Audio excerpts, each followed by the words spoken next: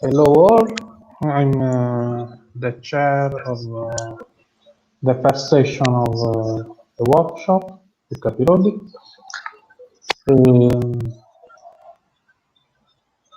I see there are probably two speakers, Pedro Casagrande and Augusto Montigli.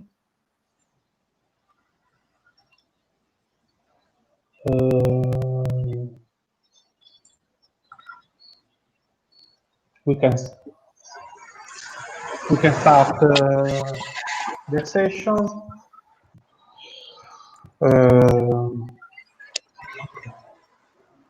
With the presentation of Pedro Casagrande on dam break and human disaster. So may I? Yes. Okay, I'll share the screen here. Just a second. Compartilhar.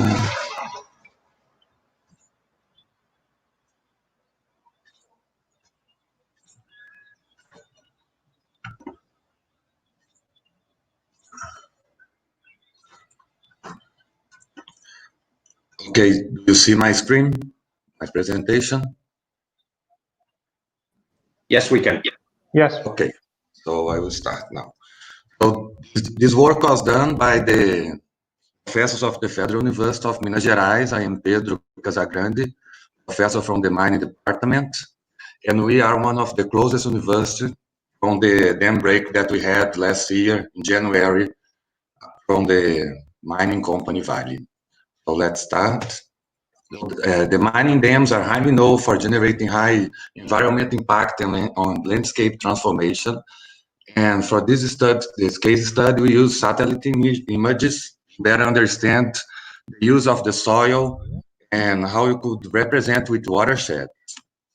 So basically, we got the Sentinel-2A images, one from before and one from after the phenomenon. And we used the bands 2, 3, and 4 because they had good spatial resolution. We could do a combination with the channels to get the true color like this figure can, like this image can show. And try to understand in the scale of what happened in Brumadinho.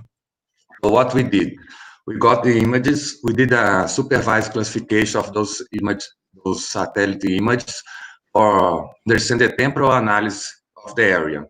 The dam break happened the 25th of January of 19. And from this point, we start talking about like what we could do to avoid this.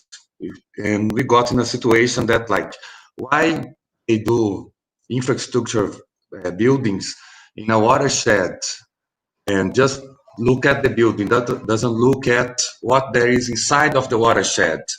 Because once you know have a dangerous building when you do something, it might happen for any reason that a disaster can come through.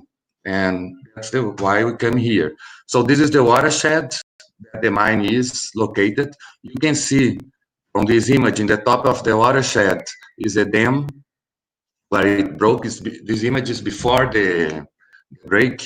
And we got the image from the 29th of September of 2018 and the 1st of February of 19. So one is pre-break and the other one is after the break. And we could calculate that was 12 million cubic meters of wet iron leaked in the Córrego do Feijão stream. And how we did this technique, we got a few samples, like for the area, was done by the operator of the program. We start like basically drawing a lot of small shapes to know what is like urban area, what's the dam area, what is the green areas, and told the software with a little bit of programming for the software find the other ones that have the same spectral signature. That's why we use the satellite image, because each pixel has a resolution, has a signature, and once you give a few samples, you know, or the software will know where to find the other ones to classify your area and your land use. And this is the area basically. In the left one, you can see the slope, and it's basically where happened was in the high altitude because the geological formation in the area, the iron is on the high altitude. They put the dam in the high altitude. Of course, if it breaks, it will go down and take everything that is found in the way. And the isometric map on the right, you can see the same situation a little bit clear with the colors. So this is the pre and the after break. In the left is the pre-break, the pre-rupture. In the after is in the right is the post-rupture. And basically, you can see like 8% of the area in the calculations that we did is the tailing. Is a lot of the area that the tailing got for them. And for some reason, they were lucky, the community were lucky because they were a little bit higher of the stream. So they just lost like 3 blocks in the community and they lost all the infrastructure that the company had up in the mine.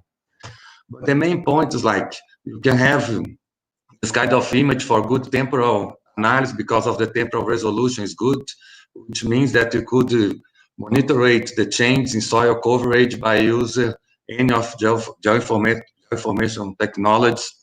We highlight the broader perspective. The nature is treated as subject and should be treated as the main element. And that's what happened a lot here. They just government let the companies do whatever they want, basically. They have the law and everything. But they should see what the nature is prepared to receive in that kind of situation. So treat the nature as the main element, not just as a object or an element that is there. And that's all. That's the acknowledgement for the CNPq, our support system for research, and all the reference. Thank you.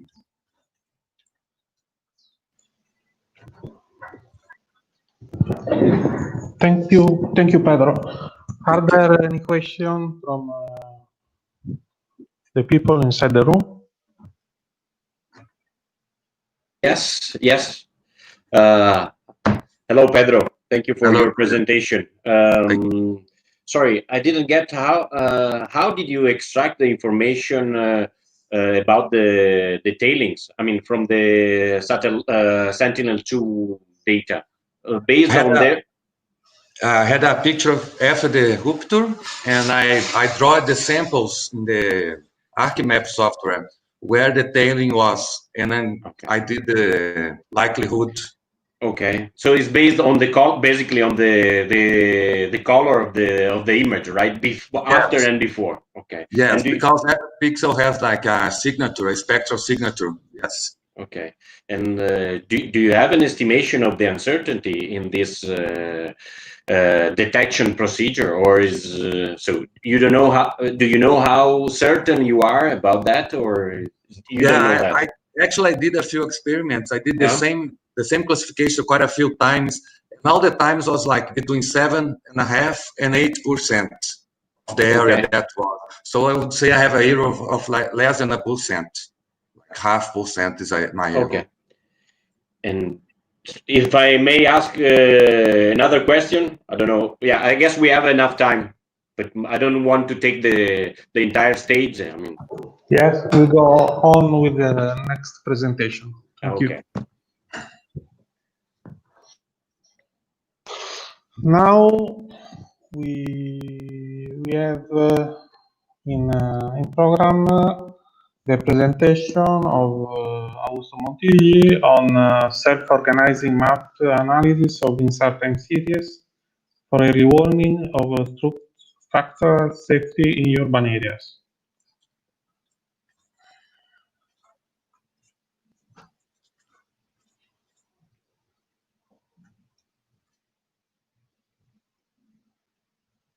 Please.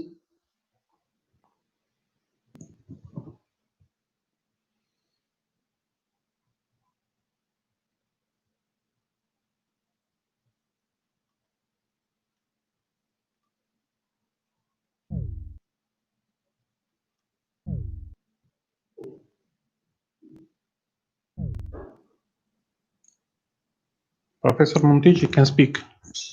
Yes, not?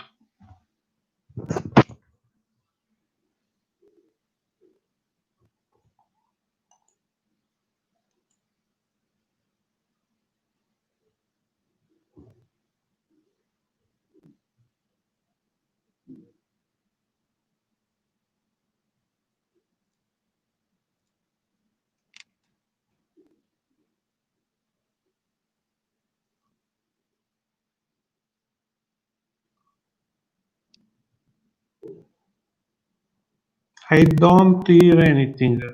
It's only a problem of my computer. No, Luca. I cannot hear anything as well. So Okay. I think we can go on with the next speaker. He is also the next. yeah. Peng is in the room.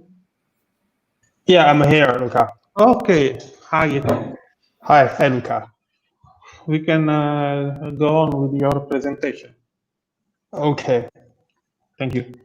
I share my screen.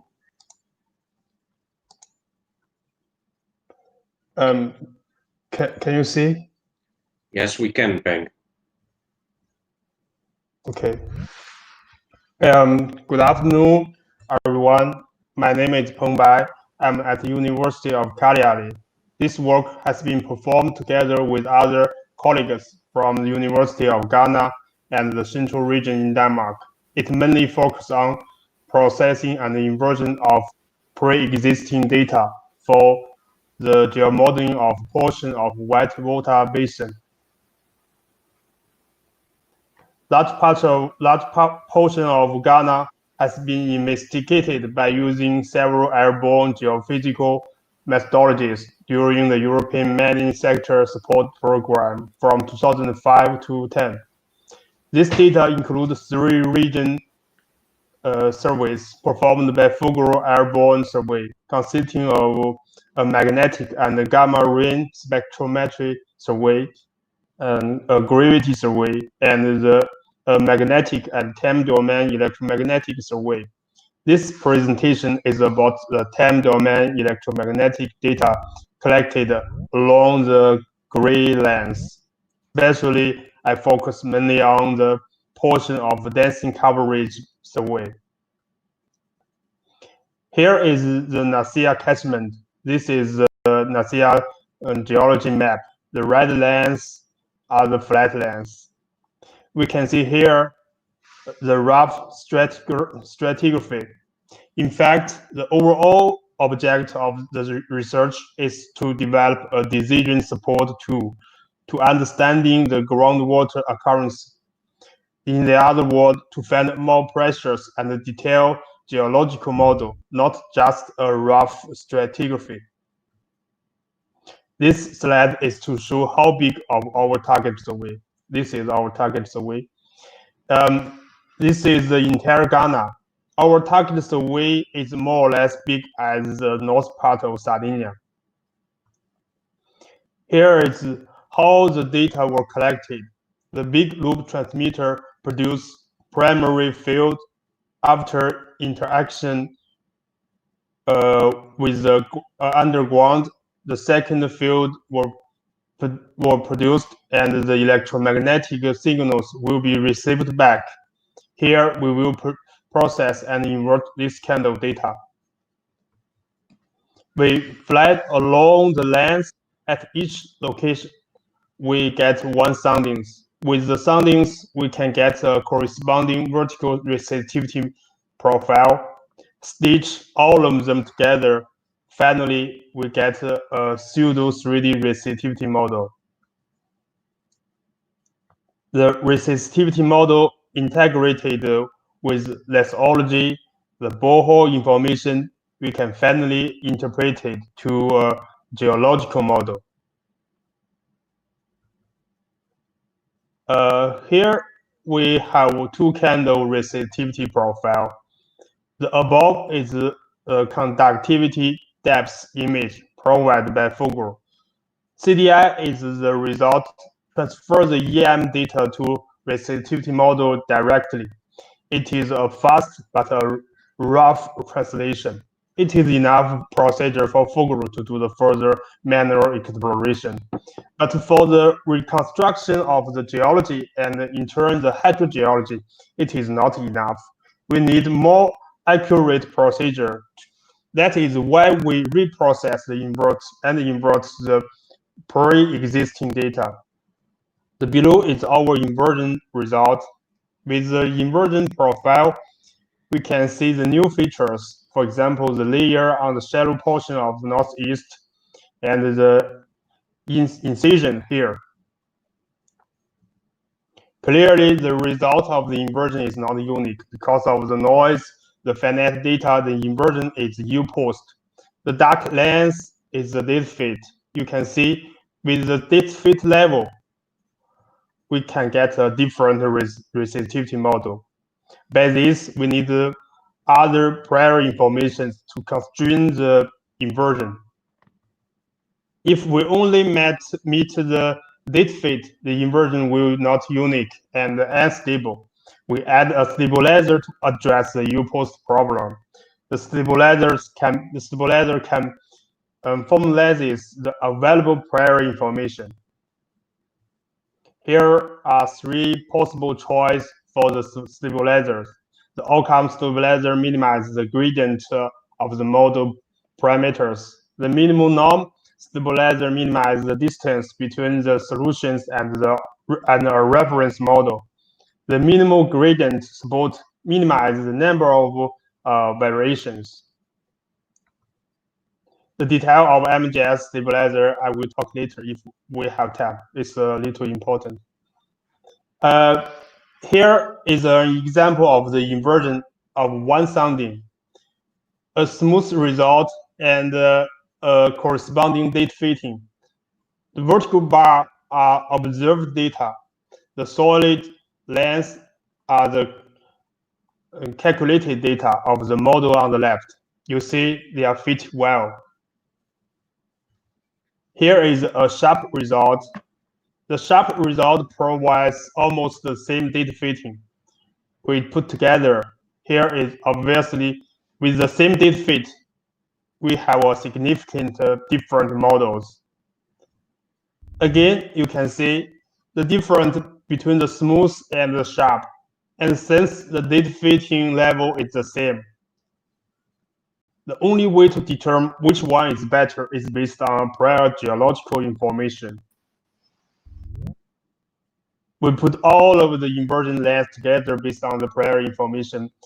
There are no spatial constraints between the different lengths. Clearly, the result of each length compiled together and matched well. This length matched well, you can see. This geophysical model compiled with the geology, lithology, and borehole information together reinterpreted into a unique, comprehensive geological model. Here is the geological model. By building the geological model, the geologist can interpret new features. I give you an example. Here is a geological profile. It is useful, for example, to detecting features not visible in the original CDIs. You can see here the U-shaped channels at here. It's clear it can be a potential social economic impact, as those glacial parvali could be reservoirs for good quality groundwater. It's a great important for scientific perspective, and it is compatible with snowball Earth hypothesis. This presentation's conclusion. First, the data collected for the mineral exploration targets can be very useful for geomodeling if properly reprocessed and inverted. The inversion and the CDI results are different. The smooth and sharp inversion results are different.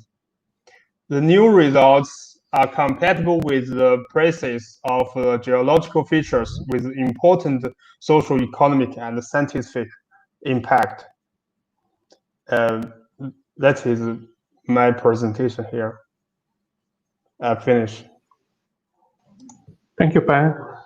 Are there any questions from people in the room? Yes. Thank you, Peng, for the presentation. Sorry, may you elaborate on the slides you skipped? The one about why the MGS regularizer actually behaves in that way, or select a sharper result? Julio, you mean this? Yeah. I explain here.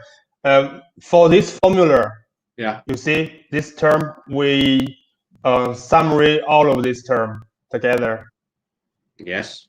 and to get the MGS stabilizer. So I will explain you the detail of this term. Okay. Clearly, you can see this term. We choose a standard epsilon. And you see if our model the variation of model bigger than this epsilon. Yes. The variation of model bigger than this epsilon. Yeah. We will the term will attend to 1. Okay. And if the variation of the model smaller than epsilon, yes. So this entire term will be tend to 0. So we summary all of this together. It means only the variation of the model bigger than epsilon we take account. Okay. This is so basically what you are saying is that that stabilizer will simply count how many variation you have larger than epsilon, right? Yeah, right, exactly. Okay. Okay. And epsilon defines how a variation is significant. So if it's a variation that you should count or not. Okay. Yeah. Thank you, Peng. Thank you. Thank you. Other questions? No. I'm trying to solve the problem with the connection, the microphone of Augusto Montigi. If you want, you can continue the discussion on the paper of remote sensing. If Pedro is already in, no more. Is Pedro no? Okay. No.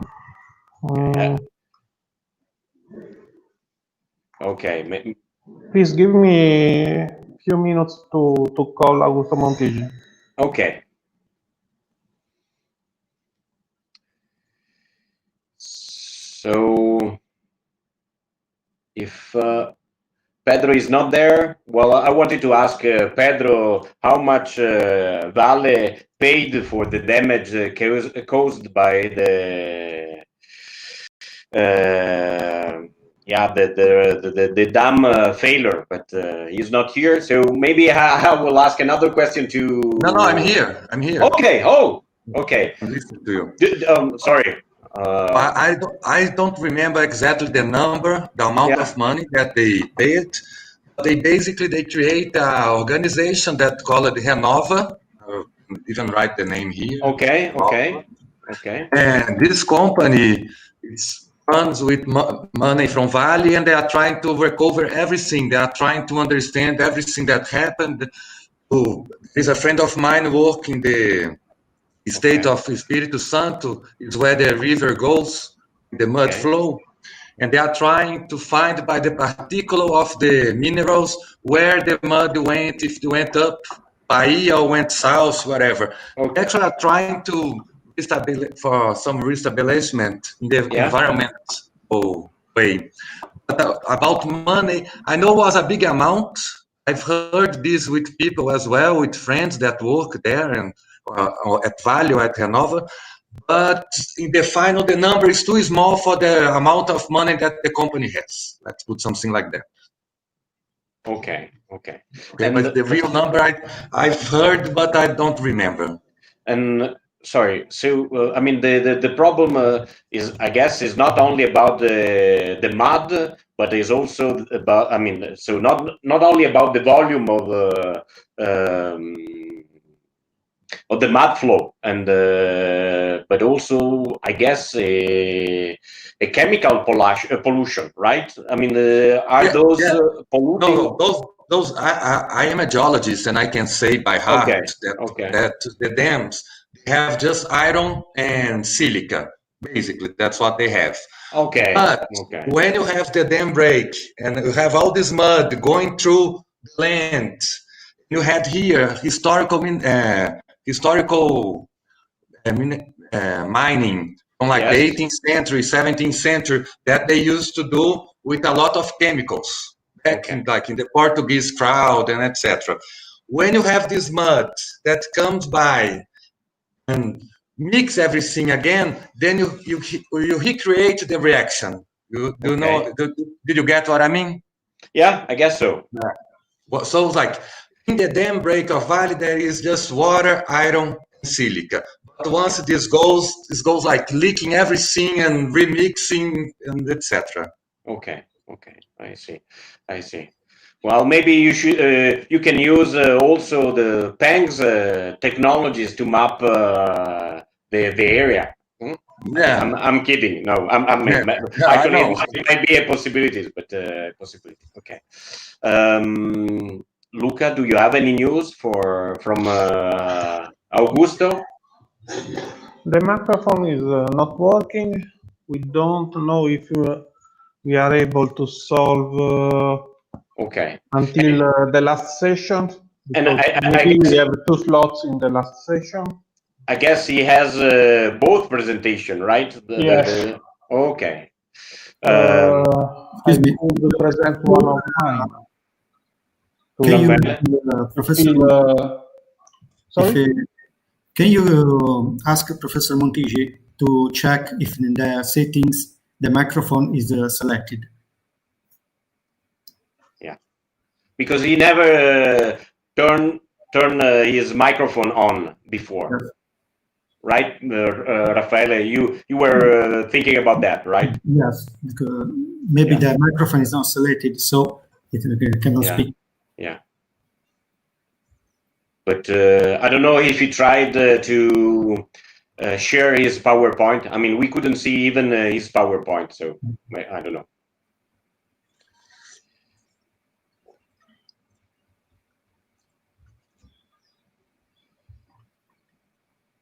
So what? Sorry, Luca, I didn't understand. What is your plan? Do we postpone the 2 presentations by Augusto to the last session? Or Raffaele, you decide. We have 30 minutes for the next session, so we can wait. Okay. We can solve the problem. Okay.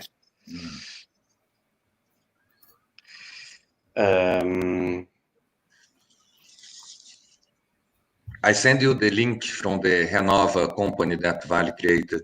Okay, good.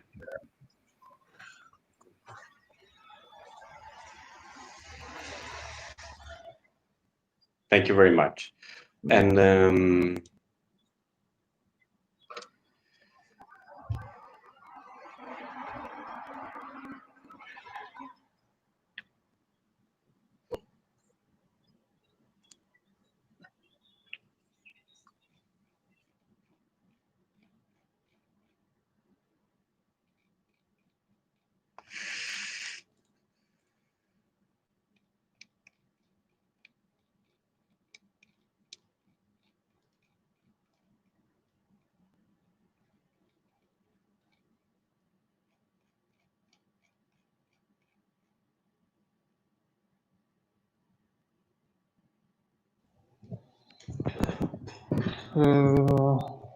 we are waiting to solve.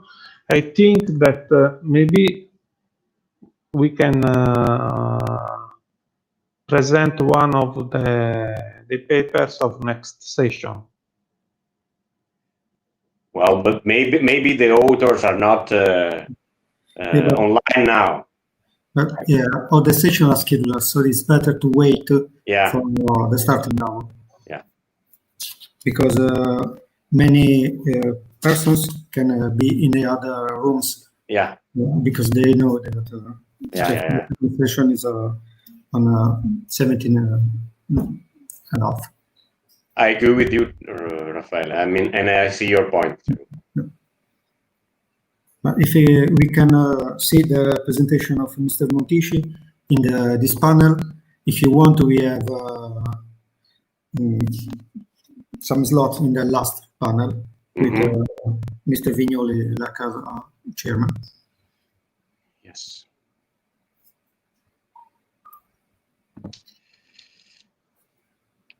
Well, okay. Then may I ask you another question to Peng? Yes, of course. Yeah, I'm here. Yeah. Can you share again?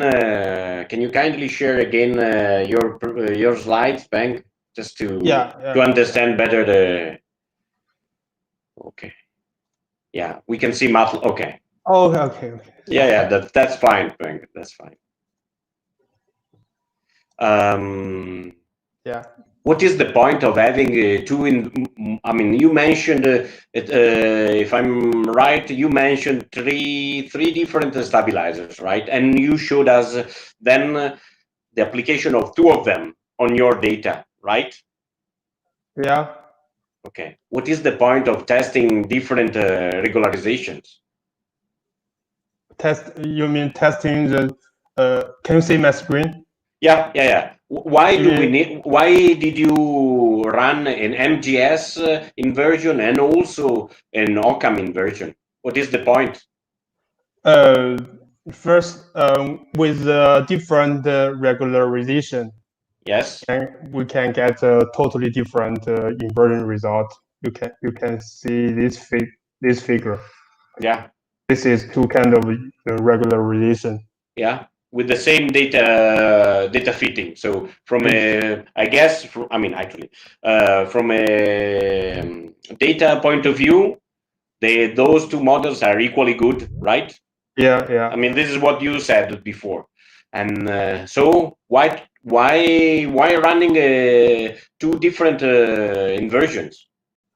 And first, these two different inversions can be the correct result, correct model. Okay. So we need other prior informations to choose which one is the better one, which one is closer to the real model, to the real geology model. Yeah, but you will never know. With other geology information, with other knowledge, we can choose. Okay. Even we don't really know which one is the real model, but we can choose a closer. A posteriori. You mean you can choose it a posteriori after running the inversion? Why not do? Okay.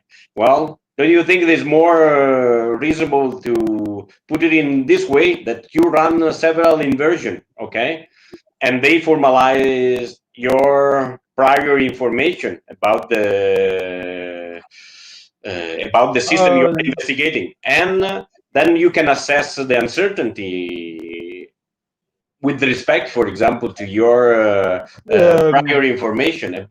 Yeah. Yes. So for example, there are. I mean, maybe there are. Let's say that I'm just guessing, but let's say that you define an epsilon in your sharp inversion that is very small. So what you expect is a very sharp result. Okay, but that is not. I mean, with that level of sharpness, then you cannot feed the data. So I mean, I guess that will remove that level of sharpness from all possible solutions, right? Yeah. Okay. And actually, we now I have a more better way to do this kind of inversion. Okay. And not just two kind of results. We put all of the possible results as as the poster distribution. We call the stochastic inversion. We not choose just the two possible results. We choose all of possible results and with a distribution, and and also with an uncertainty of the result. That is include more informations. But yeah, also in the stochastic inversion, you will need prior information, right? Yeah. So it's not. I guess you will never deal with. I mean, you will always deal with prior information. I mean, data are not enough to reconstruct. Even in a stochastic approach, right? Yeah. Okay. Because you see here the data, even with the same data fit level, we can get a totally different result. Yeah. Raffaele, do we know anything? Do we have any news from Professor Montigi? And no? I waited to. Okay. Maybe he has solved. You can try. Okay. Augusto. Thank you, Peng. Thank you. Thank you, Peng. Luca. Thank you, Luca. Let's stop sharing. Okay. Thank you, Peng. Thank you very much. Thank you. Yes, I see Mr. Montigi is not muted, so I don't know if he solved. Okay. Augusto.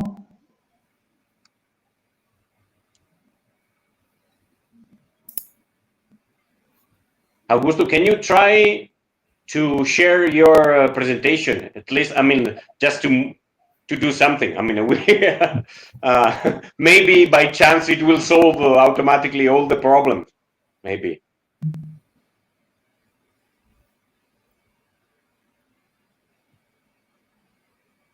Okay. I don't know if he can hear us.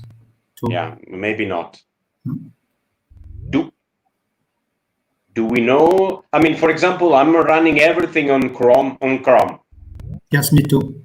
Okay. So just in case. But Mrs. D'Angelo is having problem too, and she's using Chrome. Okay. So it doesn't depend on the browser.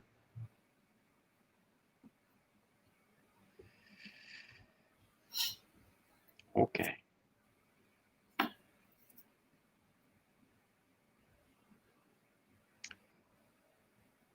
Has happened before, Raffaele? I mean, in other sessions? Not in. Okay. You managed to solve the problem, right? The classic way is to refresh your page, try to change the device. Okay.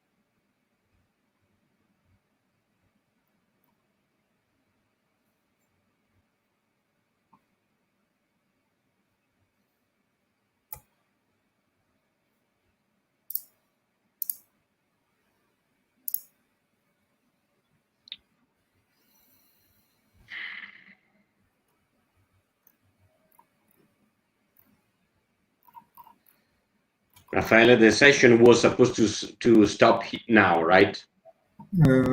Yeah, but we have 20 minutes if you want. Yeah.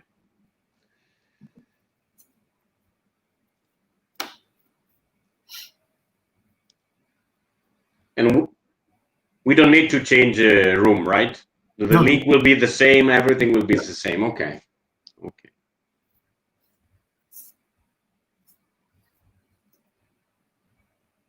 Do we have Laura with us? The chairman of the next session, just to be sure that everything will be fine with her. I don't know. I don't see her, but yeah. Many persons don't change the name when they enter on. Yeah. So I don't know if she is. Yeah.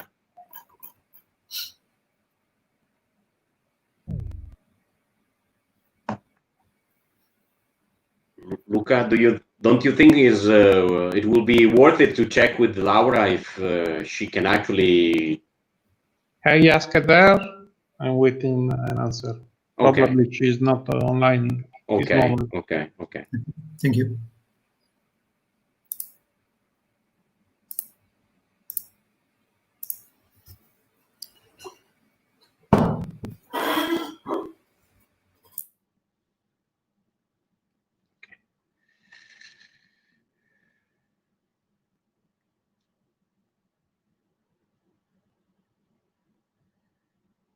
Well, if we were physically in Italy, I would buy you. I would buy you a coffee. I bought a coffee, but yeah.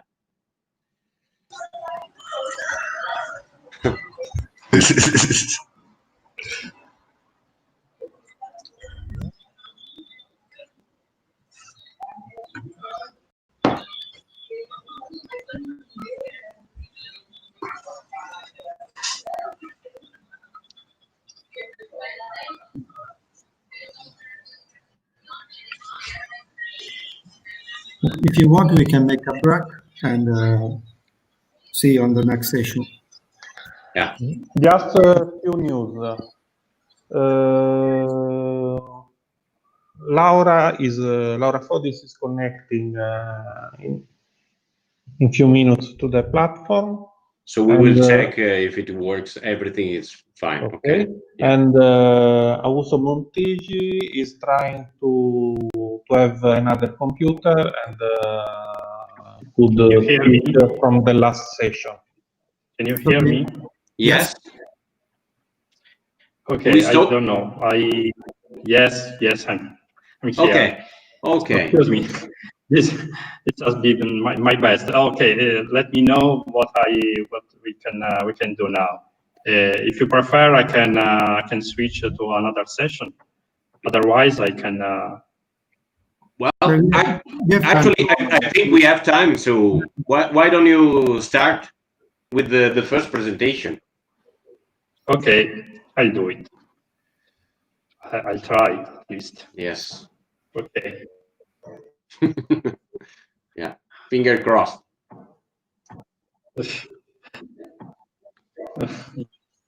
Yeah, finger crossed. And sorry, Augusto, can you share your presentation, your slides? Because it works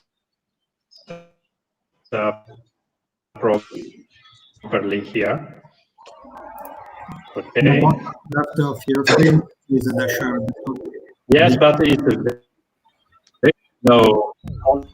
All the procedure is very.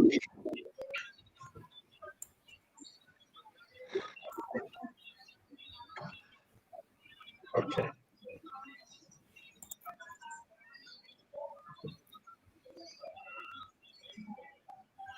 So let me know when you can see my screen. I personally cannot see anything. No. Nothing? No. Nothing. Nothing here. So.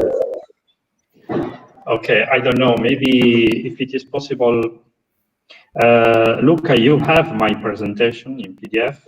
Yes. Just give me a second. I think I can find it. Yeah, on the internet, right? It's on the Riot channel. Yep. Let me know. You can see now. You can see now. No. I will try to share your presentation, and you'll just tell me when to switch to move to another slide. Okay. Just give me a second. I will. We can see it now. Okay, now we can see your presentation. Yeah. Perfect. Perfect. It's just a right problem now. of time, as usual. So, excuse me. I'm Augusto Montigi. You understood? And okay, this presentation is. I'll try to be very fast. It's a concern early warning in urban areas due to the fact that we are trying to prevent to foresee events of collapsing some structures due to the subsidence phenomena in urban area. And okay, these are just an example of events that we try to cast in order to having actions for mitigating the effects of these damages. And okay, to this end we use data collected by the CSK satellite with a synthetic aperture radar.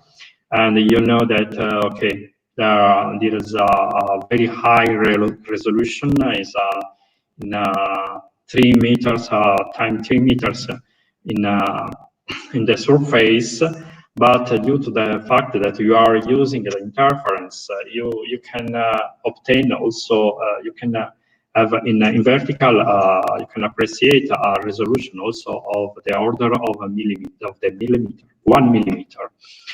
And the idea is that we can observe the same area with a time step of 16 days, but maybe depending on how you collect the data of different satellites. You know that you have 4 satellites for this in this system. You can also reduce the time interval between 2 consecutive acquisitions. And so the idea is to collect all these the sequences in a very large number of points in the area that you have to monitor, to create to perform a windowing, so considering a subsequence of proper duration depending on the phenomena that we are trying to forecast. And we use these subsequences as a pattern for artificial neural network. And we train the neural network to recognize these subsequences, and then we can present the last acquisition of the monitoring phase to the last acquisition on the same area to see if some noticeable behavior is happening in the present situation. And to do this, the artificial neural network needs to perform a clustering of the different kind of behavior. So there are two main paradigms in artificial neural networks. There are the more popular supervised learning, where you put an input and a desired target, and you modify step by step the connection weights in order to associate the input to the target. In general, you have a certain error, and by means of this error, you know how to modify the connection weights. Okay, this is the very popular supervised learning. The unsupervised learning is a completely different, because you haven't any target. So you have no desired output, but the network is able just to put in evidence some properties of the data, of the distribution of the data. For example, if the distribution presents some clusters, spontaneously, we can use the self-organizing maps, which create are able to put in evidence these clusters. And this could be a bit strange that we are training a network without a teacher, but actually this is exactly what our brain does, in the sense that the entire world where we live is how to say an image of the real world. It's not the real world itself, in the sense that the coding of the world is just an arbitrary choice of our brain, and this cannot be borrowed out of our brain. More or less, the unsupervised learning is the same. So we have an internal rule in the network, which step by step tends to move the vectors like this one, W, red, which is the same of X, to move towards the barycenter of, more or less, the barycenter of the clusters. And for example, like in this case, we can, next to these clusters, we can see if there are some similitudes between behavior in different points and different times.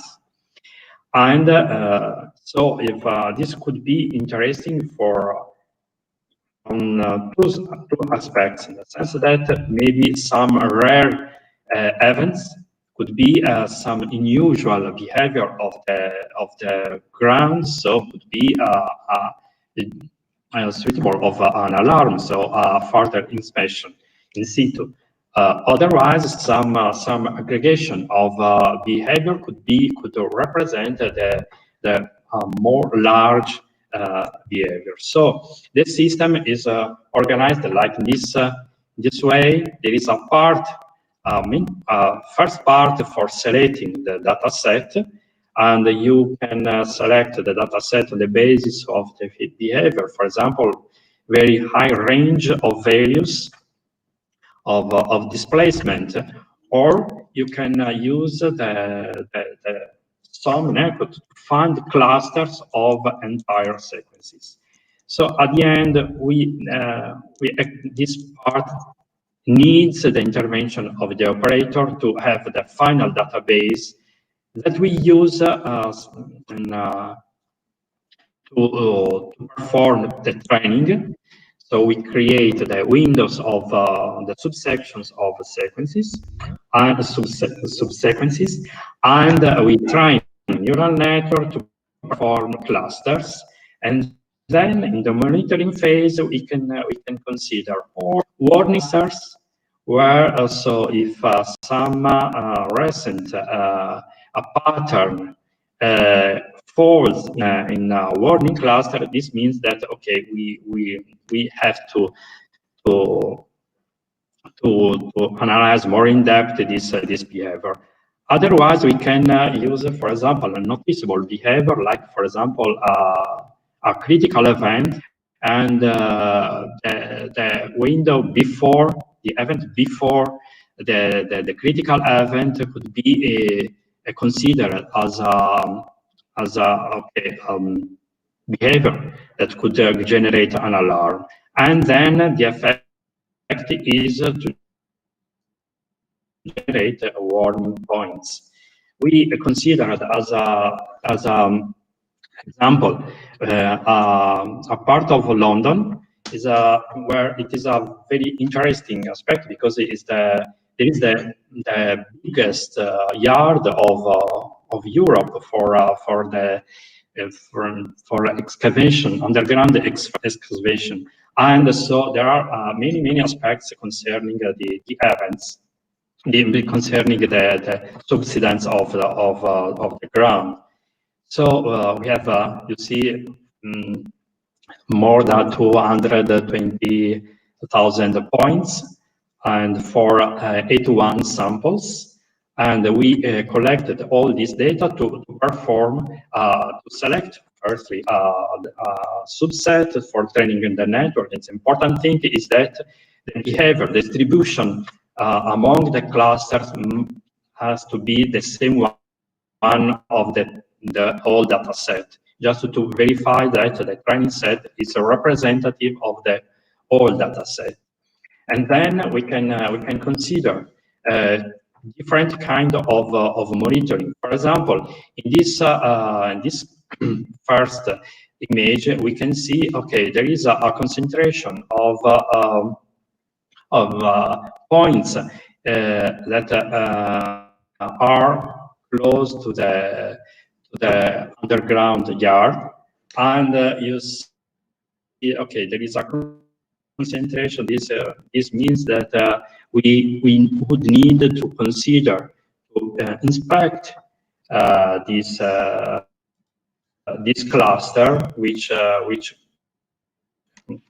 collect all these points, and then just in the bottom you can see the same cluster with the recent of points, which has the same behavior of the original one. And another possibility is to consider behaviors, very rare behaviors, where like this one, only 7 points in the training data set, and in case some recent point has this kind of behavior, we can consider that we have to inspect it. But in our examples, we didn't obtain points in this cluster. So another possibility is to consider very interesting behavior. Like this one, we have in a few months we have a displacement of more or less 2 centimeters, and we observed this behavior here close to the yard, and we observed if other points presented the same behavior in the present situation. Recently, and we saw that this kind of event could be observed also in other points that should be furtherly inspected. So, conclusion: this system try to perform a monitoring of phenomenal subsidence in the urban areas, which could be could create okay, I don't know, could create problems for the stability of buildings. And to do this, we used a self-organized map to manage insert data. Okay, thank you. Thank you, Augusto. Luca? We have 2 minutes for questions. Yeah. Are there quick questions on the presentation of Augusto?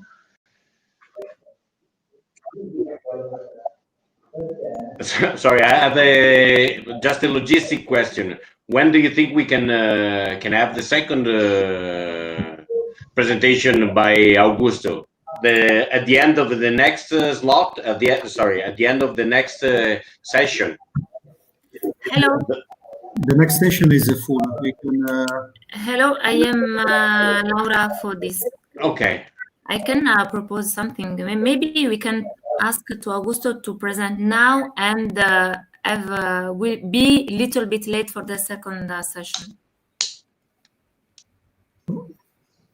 Yeah. We can make. I don't know. I'm at your disposal, but okay. In case if you have some space, I don't know, in maybe late. In the last panel, we have 2 slots free. Available. Okay, let's use them. Okay.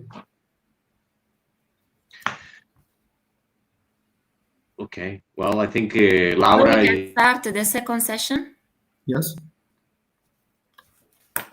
Okay. Just can we try all the microphones? Is your this session? So I kindly ask to Nicoletta D'Angelo and Marilena Filippucci to try just if microphones works. Yes. Hello, I'm Nicoletta. Hello, I'm Marilena. Okay, perfect. I just introduced myself. My name is Maria Laura Fodis. I will chair this session. So I ask to Nicoletta D'Angelo to share her screen. And we can Good evening, everyone. Okay. We are streaming, right? We didn't stop streaming. No, we are streaming. Okay, good, perfect. We can start. My slides? Yes. Okay. Okay. Can you see the slides? Yes, now we can see. Thank you. Okay. So good evening, everyone. My name is Nicoletta D'Angelo, and I am a PhD student in statistics at the University of Palermo. I'm about to present my work, whose title is a fast and efficient picking algorithm for earthquake early warning application based on the variance piecewise constant model. This work is carried out together with my supervisor, Professor Giada Delphi, Antonino D'Alessandro, who is a researcher at the National Institute of Volcanology and Geophysics, and Professor Marcello Chiodi. So, okay. The term earthquake early warning is used to describe real-time earthquake information systems that have the potential to provide a warning before significant ground shaking. So, broadly speaking, the earthquake early warning systems first detect earthquakes, and in particular the first arrival of the few waves, and then transmit a useful warning. So, it is very important in order to have a robust earthquake early warning system, the implementation of efficient and computationally simple picking algorithms. In this work, we are proposing a new automatic picking algorithm suitable for these purposes. So this algorithm, that is based on changes in variation, is tested on synthetic seismograph. So as far as the actual algorithm, the setting is the same as in Adelphi in 2012. So let yi be the outcome and xi be the observed sample, as shown in the graph of figure 1.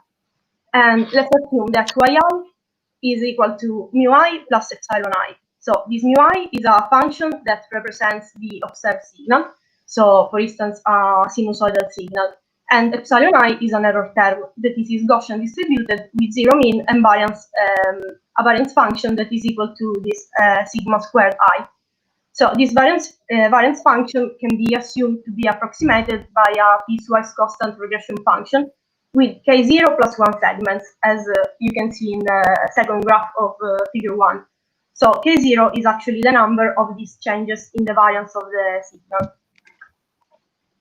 So following Smith et al. In 2001, we fit a gamma generalized linear model with a log-link function to the response that is given by the student I-square residuals, this Si. And these are the residuals of a model that is fitted in order to take into account the mean signal mu. So the estimation of the mean signal mu hat can be carried out using any kind of model. So for instance, a cubic smoothing spline to the data. So basically, according to this approach, we are able to identify the changes in the variance of a signal by looking at the changes in the means of the residuals from a fitted linear model. So the proposed approach can be considered as a wider version of the Kumseg model proposed in Mujana Delphi in 2011 that, looking for changes in variance, specify this model. So on the left hand, we have the G, that is the link function, applied to the this theta, that in this case is the expected value of the cumulative sums of the residuals that we have previously defined. On the right hand, we actually have the segmented relationship or broken line relationship, where psi represents the vector of the k0 location of the changes. And these are the parameters that we are interested in, because they represent of course, the location of the changes in the variance. And they are selected among all the possible values of x. Then the model also estimates B1, that is the mean level for when xi is less than the first change point, and theta, that is the vector of the difference in the mean levels of the different phases.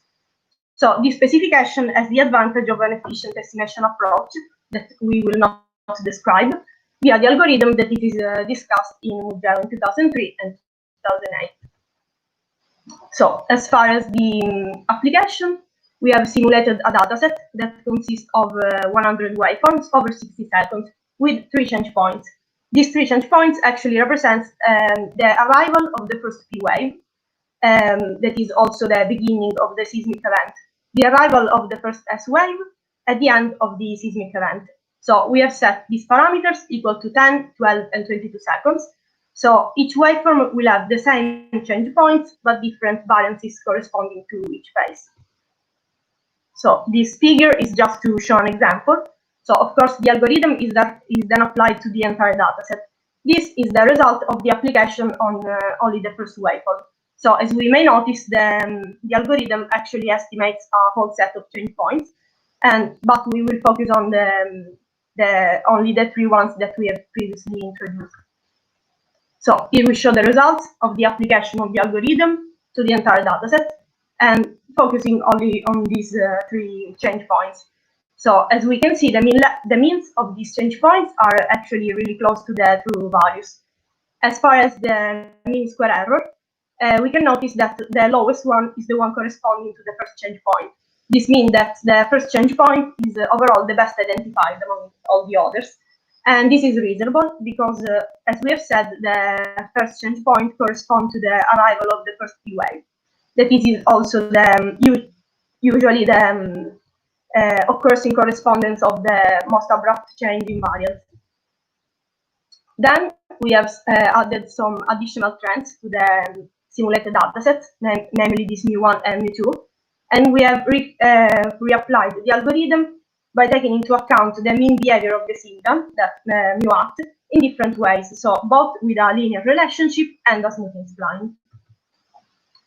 Here we show the results, and it is clear as the overall all the 3 change points are better identified by taking into account the mean behavior through a smoothing spline rather than with a linear relationship. Finally, we had to propose a further algorithm to detect among the estimated change points each time only the 3 relevant ones. So, of course, this is done in order to make the algorithm completely automatic. And this time, the algorithm works directly on the comparison of the variances of the original signal. So here we show the results, and of course the mean square error are all larger than before, and also this is reasonable because of course this further algorithm, this post-selection algorithm, adds uncertainty to the estimates. So in conclusion, in these results we can say that overall the first change point is always the best identified among all the others. And this is the main result of this work, because as we have said, the first change point corresponds to the arrival of the first P wave. That is also the beginning of the seismic event. So of course, this change point is the most important to be identified. The second change point that represents the arrival of the first S wave is more easily detected if the mean behavior of the underlying trend is taken into account to a smoothing spline, rather than with a linear relationship that is basically ignoring it. And then finally, the third change point, we have seen that it is the most difficult to detect in all the considered settings. So in conclusion, we have proposed this new approach of fitting algorithm that is based on changes in variation, and we have applied it to simulated seismograms. Future work will deal with the real data, depending on the different characteristics of the analyzed regions that could affect the observed waveforms.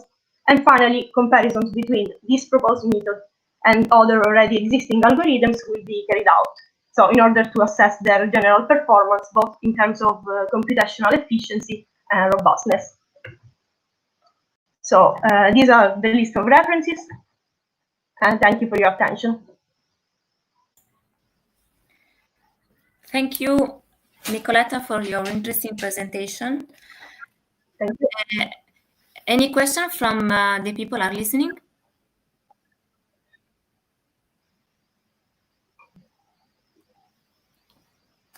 Any question? So I have a question, just a quick question. Okay. I would like to know if you are also thinking on future activities, if you are also taking into consideration to compare the different applications that they already exist in terms of computational time. Yes, of course, this is a main issue when talking about early warning, about also picking algorithms. Yes, so we will compare both of course, the efficiency, so the robustness of the algorithm, but also maybe the main issue is the computational time. Now we have. Did you already started or just something to do for the future? No, it's something to do for the future, because now we are actually not using real data, but we have simulated another data set by differentiating by different, for instance, magnitude levels and also epicentral distance from the station. So in order to spot any differences in among different cases, but it's of course something that we will do in the future. Okay, thank you. Other questions? Thank you. If we have other question, we can have just a few minutes, 1 minute maybe to another question. Otherwise, we will pass to the other presentation. Okay, I ask to Marilena Filippucci to share her screen. Hello. I'm going to share my screen. Hello. Go ahead with your presentation. Thank you. Okay.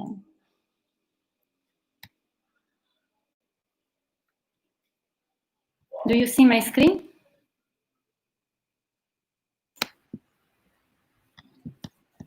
Yes. Okay. It's okay? Okay, perfect. Okay. Now I'm going to present new results about the stress field in the Gargano area as a result from local monitoring from a new network, seismic network named Otrions. This is the name of the network. In this slide, you can see the historical seismicity of the Gargano promontory as blue circles with the year of occurrence of the earthquake, and blue and green lines, the green and red lines, the small near Trinity and these of Molise, the recent seismicity. As we can see, the recurrence time for high magnitude earthquakes is very long, and this prevent the development of the Italian seismic network in this region, and also prevent the development of seismological studies in this area. What we know now about the stress field in the Gargano area is due to some works that are contradictory. For example, Milano et al. In 2005 found normal strike slip stress regime in this square, this small area. Delgado et al. 2007 found in this bigger area with some offshore events a strike slip regime, and the Italian stress map of Montone and Mariucci 2016 found a heterogeneous result. These colored lines are related to tectonic regime, and in the Gargano promontory we can see that we have thrust faulting, so the result is heterogeneous. What can we do with this seismic network? The network was developed in 2013 thanks to a collaboration between the University of Bari, the INGV and the INFN, and the pink triangles are our stations and the yellow triangles are the stations of the Italian seismic network in these regions.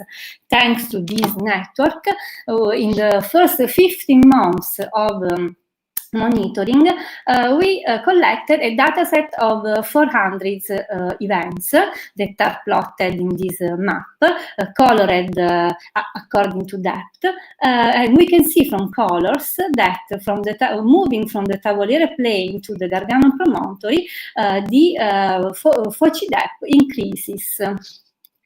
And so, following this trend, we selected 3 groups of events, the blue, the yellow, and the red one, at different depths from southwest to northeast, and computed focal mechanism and stress field. The first group is composed by 58 events with Foci depth between 0 and 10 kilometers, and only 6 single fault plane solutions were well constrained, and 1 composite focal mechanism. All these solutions indicate normal faulting in this small area. For the second group, the intermediate depth, we have 35 events, and we had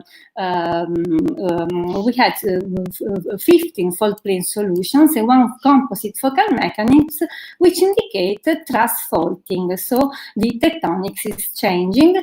And for the third and deepest group, which was composed by 45 events with Foci depth between 17 and 28 kilometers, we have 9 single fault plane solutions and 1 focal mechanism, 1 composite, which indicates also in this case thrust fault, so a compressive regime.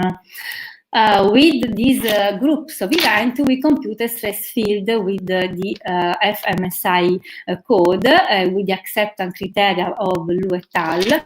And we found that the horizontal minimum horizontal stress axis, which is the sigma 3, is oriented in this direction and indicates normal faulting kinematics with a very low misfit. For the second group, we found that the minimum horizontal stress axis is sigma 2, and this indicates thrust faulting oriented southwest-northeast. For the third group, we obtained more or less the same result with a clockwise rotation of the minimum horizontal stress axis, that is this sigma 2, indicating also in this case thrust faulting. Due to these results, we inverted together the G2 and G3 groups, and we have also low misfit and a result of the sigma 2, that is the minimum horizontal stress axis, indicating thrust faulting, so compressive regime also in this case. So the results on the geographical maps are indicated here.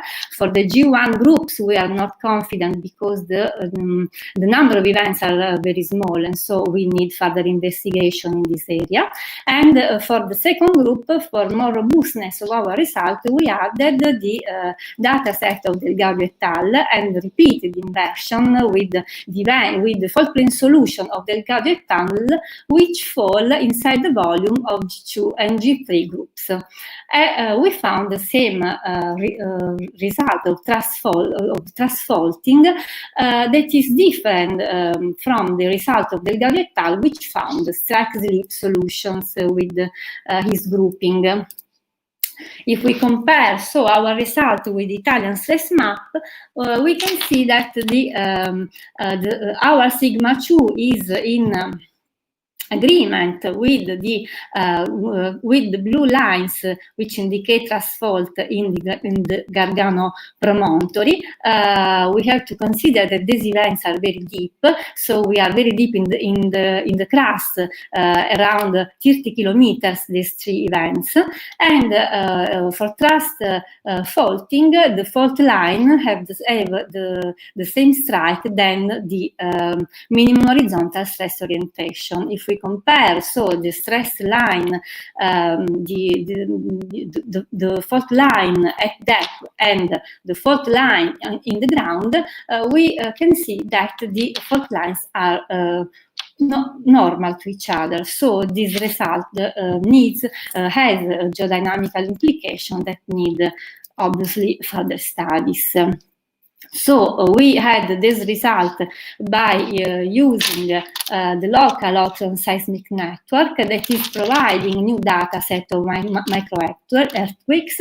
We are using this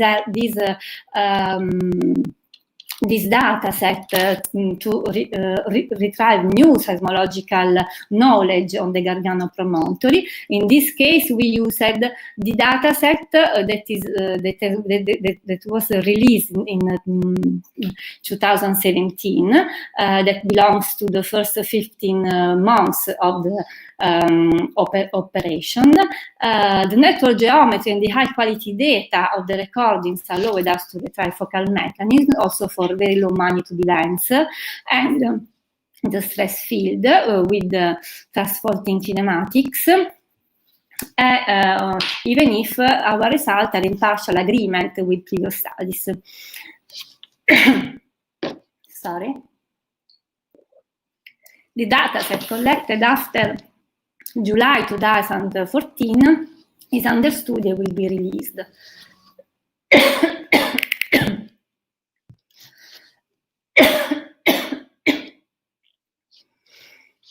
Now, our network is integrated in EIDA, and so data are freely downloadable. I'm sorry. And so we think that the issues arising from this study will be better addressed through the seismic monitoring of the Gargano area with the Ocean Seismic Network. Thank you.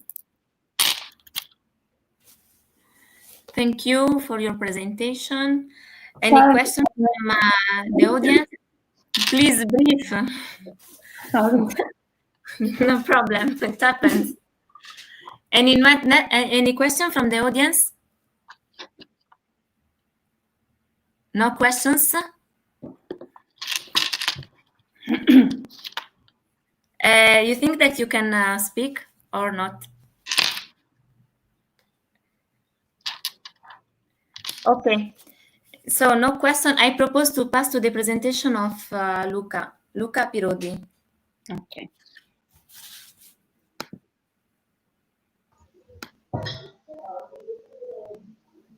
Okay.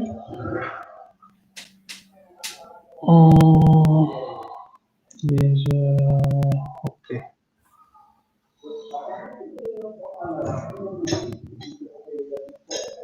A moment.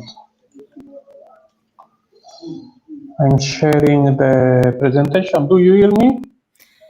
Yes, perfect.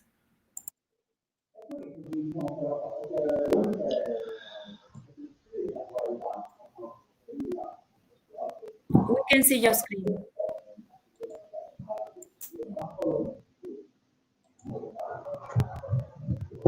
Okay.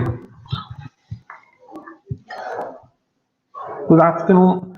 With this note, we present the preliminary results of an integration vibration survey over the Church of Beata Vergine Assunta in Guasila, Italy. I'm Luca Pirodi from the University of Cali. The integrated study is based on vibration measurements acquired using contact seismic sensors and terrestrial remote sensing techniques. The integration of seismic and ground-based radar interferometry has been tested to perform experimental dynamic analysis of historical structures characterized by complex geometry, like the church dome that is studied in this note. This is a challenging condition, especially for the interferometric radar system when working in indoor configuration. To validate and help the interpretation of experimental results, they are finally compared to the numerical outputs derived from a finite element simulation. This is the church over which the vibration analysis has been carried out.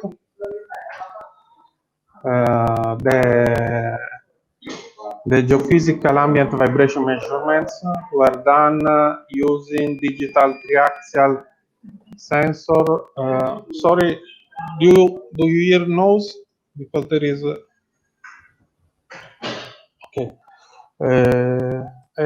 A digital triaxial sensor Tromino that is a mobile ultralight system that was installed on different external points of the structure.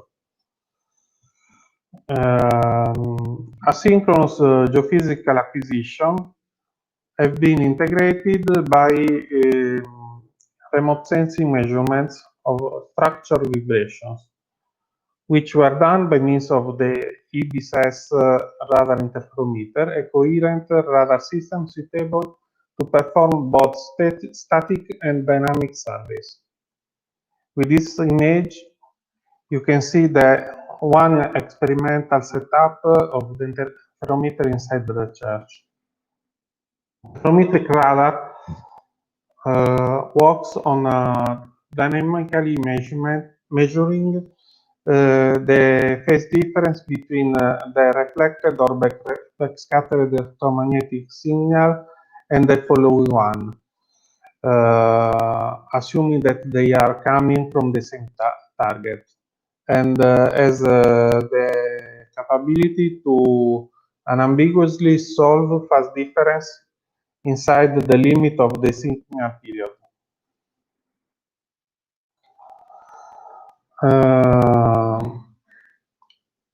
An important aspect of radar acquisition is, or real aperture radar acquisition is that it is not able to distinguish objects in space, but record only a 1D profile. So targets that are at the same distance from the instrument, like these two, are seen as only one event. Then the resolution of this 1D profile is called range beam. And okay.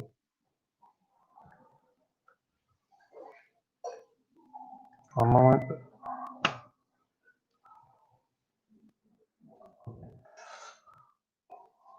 One important feature of real aperture radar surveys is that the displacement measured by the instrument are the projection of real displacement on the line of sight, the so-called line of sight, joining the instrument with the target.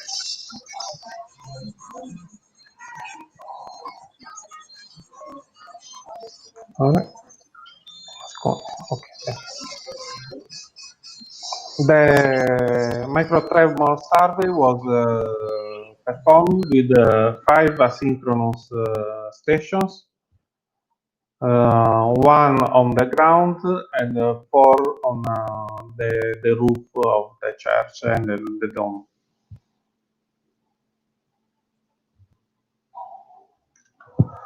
Microtremor time series have been processed by means of the standard spectral ratio technique,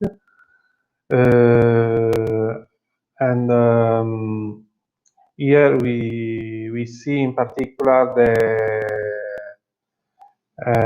standard spectral ratios normalized with respect to the ground station TR01. And of course, maximum amplitude highlight the amplification effect related to the dynamic response of the structure. And the most interesting for our study is this maximum of this curve. We have enlargement of this curve that is the vertical SSR, and we can note that for a station 05, that is the one on the summit of the dome. We have a maximum amplification at 7.4 Hz. We repeated the calculation of standard tetra ratio for other two reference stations that are TR02 and in the time of 2 slides TR03. This is to verify the effect of remaining parts of the structure on the amplification and to try to eliminate the bottom part. With the TR02, we have the same peak at 7 Hz, and with the TR03 at the base of the dome, we have a peak at 7.2. Here we have the instrumental setup and experimental setup of the interferometric acquisitions that were done on 3 station points, each one with 3 configuration of the inclination of the instrument. With the next slide, we have a video with the real-time monitoring, real-time acquisition of data. In the top of the panel, we have the power profile of the interferometric survey. We can see that some range beam are almost constant, other are more noisy.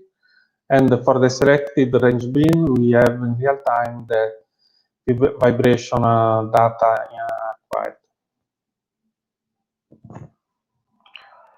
And, back in the office, we have selected some range beams based on the overpass of a threshold of signal to noise ratio, and also on the range beam identifier, which can be reconducted to the distance from the instrument, and so we can associate the range beams to parts of the elements of our interest, of the dome. Here we have the power spectral density of the 3 time series, and we can say a common peak at the frequency of 7.68. That was compared with all the experimental data were compared with a finite element model, where we have found that one of the natural modes of the simple model is has a strong vertical component and is found at 7.16 Hz, mostly on the top of the dome. Concluding, the integration of non-destructive methods based on conventional velocity sensor and terrestrial remote sensing system has been proposed to perform the dynamic characterization of an historical structure. Ground-based radar interferometry techniques was tested during the measurement performed inside a challenging structure. Interferometric results show that the experimental dataset contained the contribution of a natural mode of vibration that mainly characterized the upper part of the structure, the circular dome, at the frequency of 7.68 Hz. Preliminary numerical output derived from the finite element analysis show a good agreement with the experimental results of the survey, and future studies will be performed to improve the analysis of interferometric data and to implement a more detailed finite element simulation. I have finished my presentation. Thank you. Thank you for your presentation, Luca. Any questions?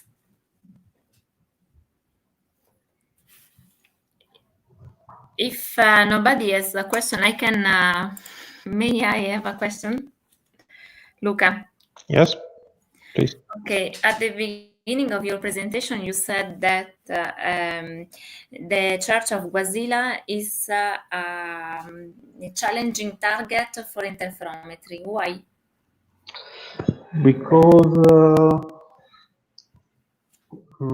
typically this technique is applied to linear structure that allow to discriminate from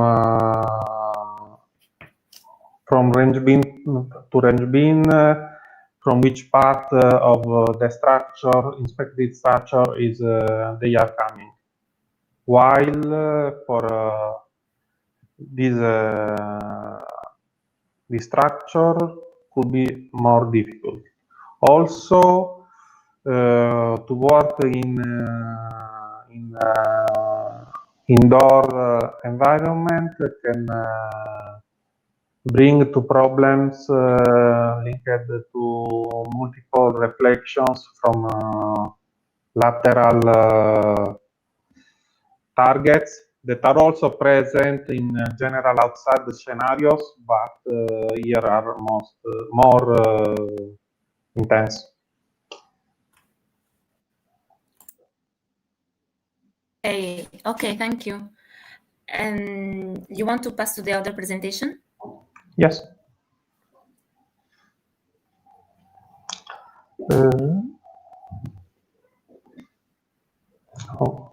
A moment. Maybe I have to share the monitor. Okay.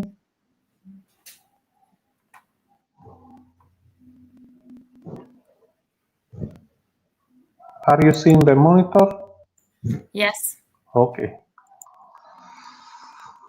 San Filippo. Okay.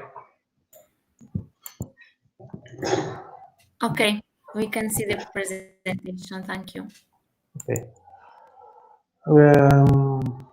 This presentation will concern a multi-method geophysical inspection of a monumental site in Cagliari. The used techniques include ground penetration radar, multispectral technique, and infrared thermography, with the aim to evaluate historical stratifications and the state of decay of elements on the site.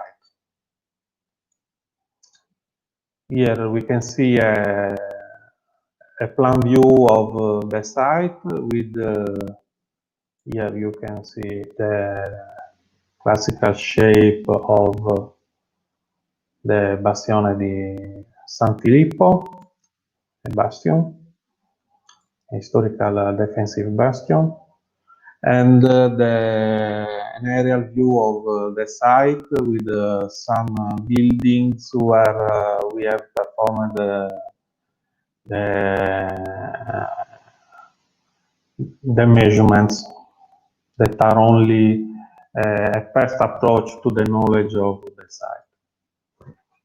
In particular, we have performed measurements on two buildings. This building, on two rooms of this building, GPR measurements, and on a room that is here, the remote sensing, the proximal sensing surface finishes. The first diagnostic target consists of two communicating rooms. Here you can see. This on the right is a little more elevated from the ground level of this one, the bigger one. And now I present you quickly the GTR results, starting from room 1A. That is the one on the upper level. And we can see that some patterns are recognizable at almost all levels. And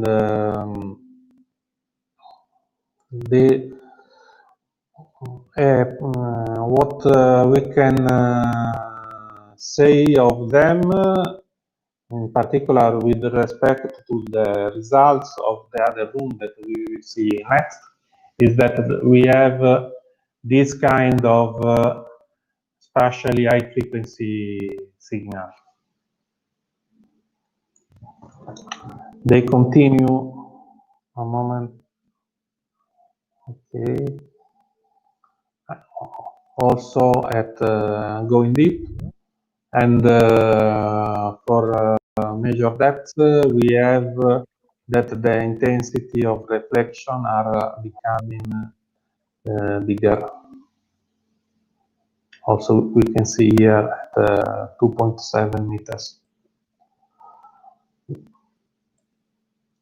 On the second room, the bigger room, we can see that the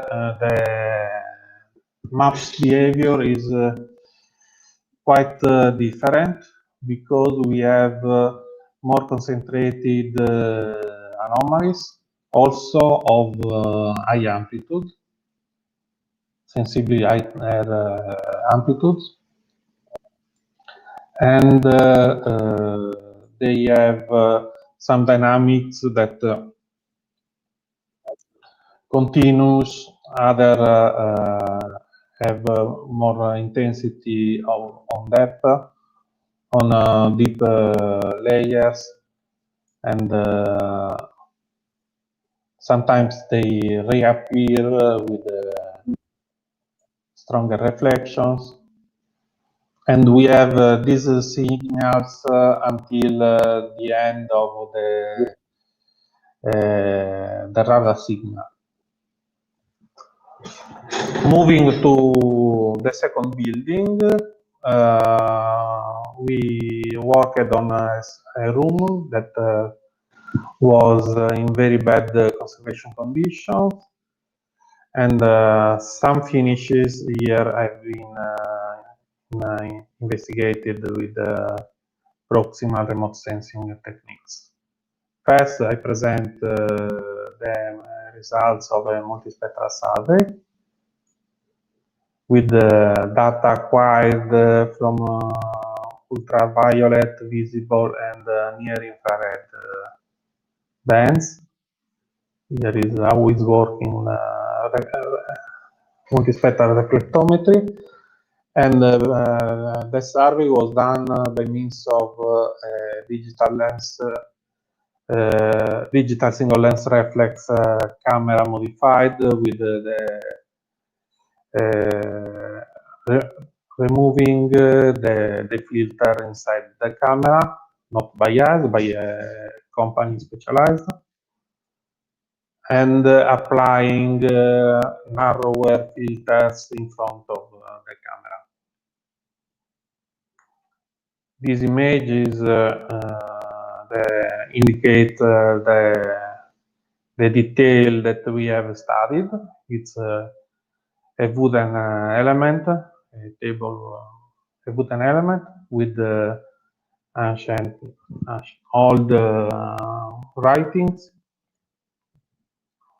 Here we see the multispectral raw data, their conversion to grayscale, And the results in which we can compare the visible image with the infrared image, in which we can read the full world distribution that was impossible at human eye, because part of the writing was erased, and the infrared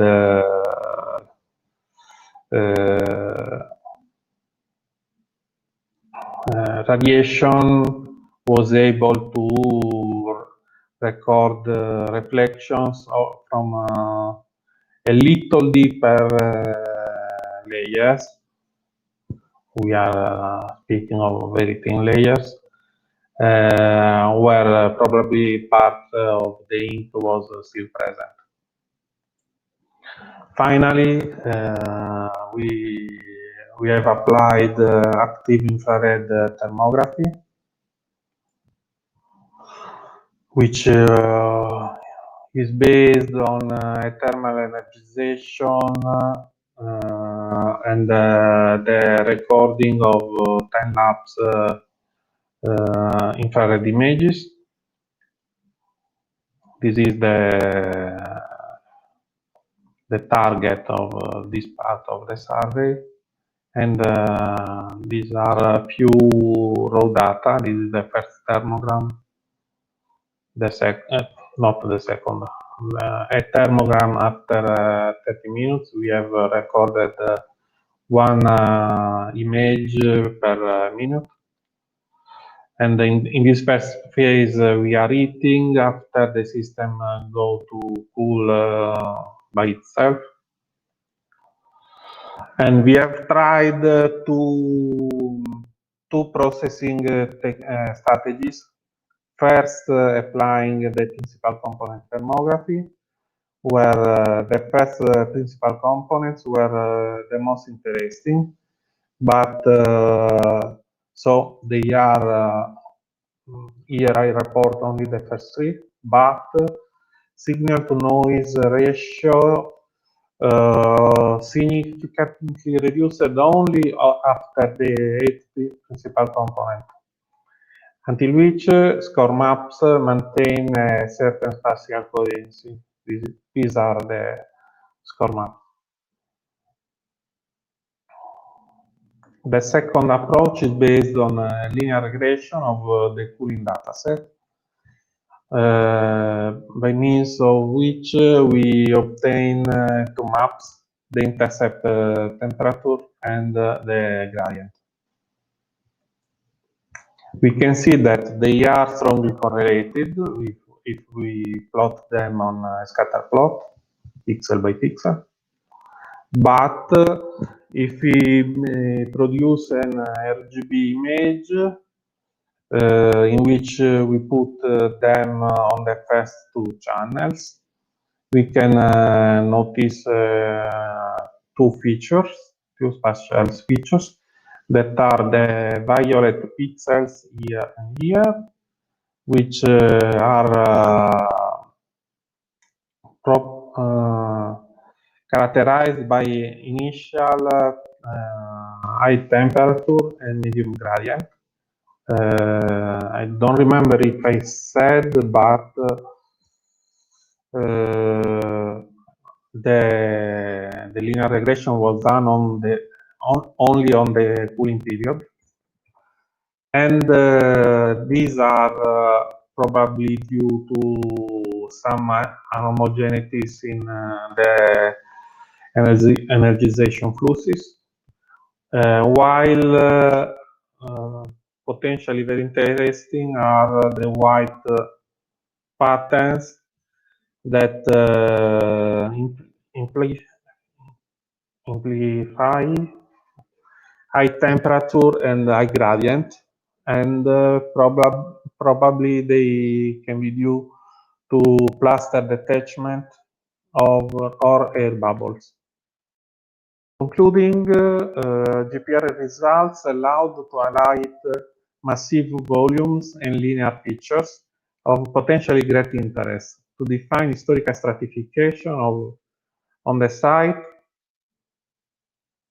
and/or geological features of the foundation soils.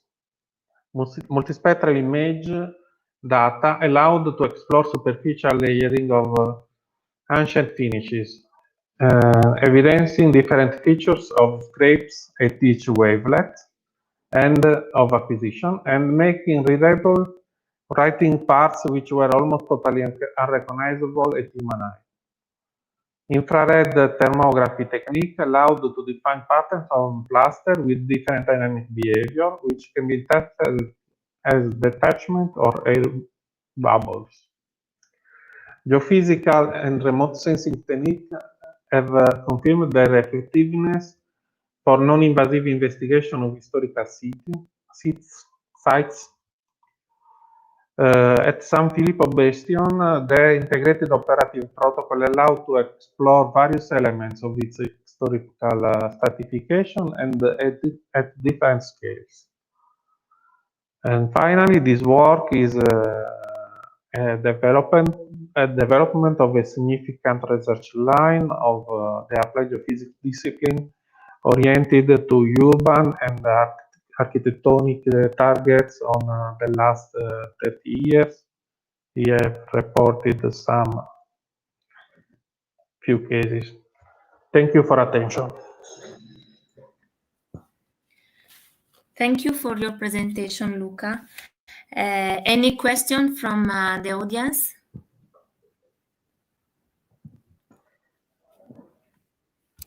No questions?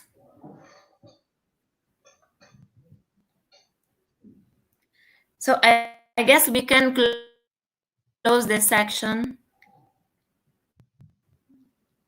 And sorry, Laura. Maybe 8 minutes. Laura, sorry, just one Yeah. point. Is Augusto here? Augusto? Let me see if I can see him. Yes. He's here. Okay, but he cannot speak, right? Again.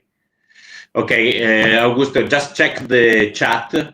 We have asked you to move your presentation at the end of the last session. Okay, is that okay with you? Otherwise, I don't think. I mean, unfortunately, I don't think we have another option. We are already 20 minutes late. So. Okay. It is perfect. Excuse me. Okay. Perfect. So I'll see you. Well, the next session will be open in 10 minutes. Okay. See you there. Ciao. Ciao.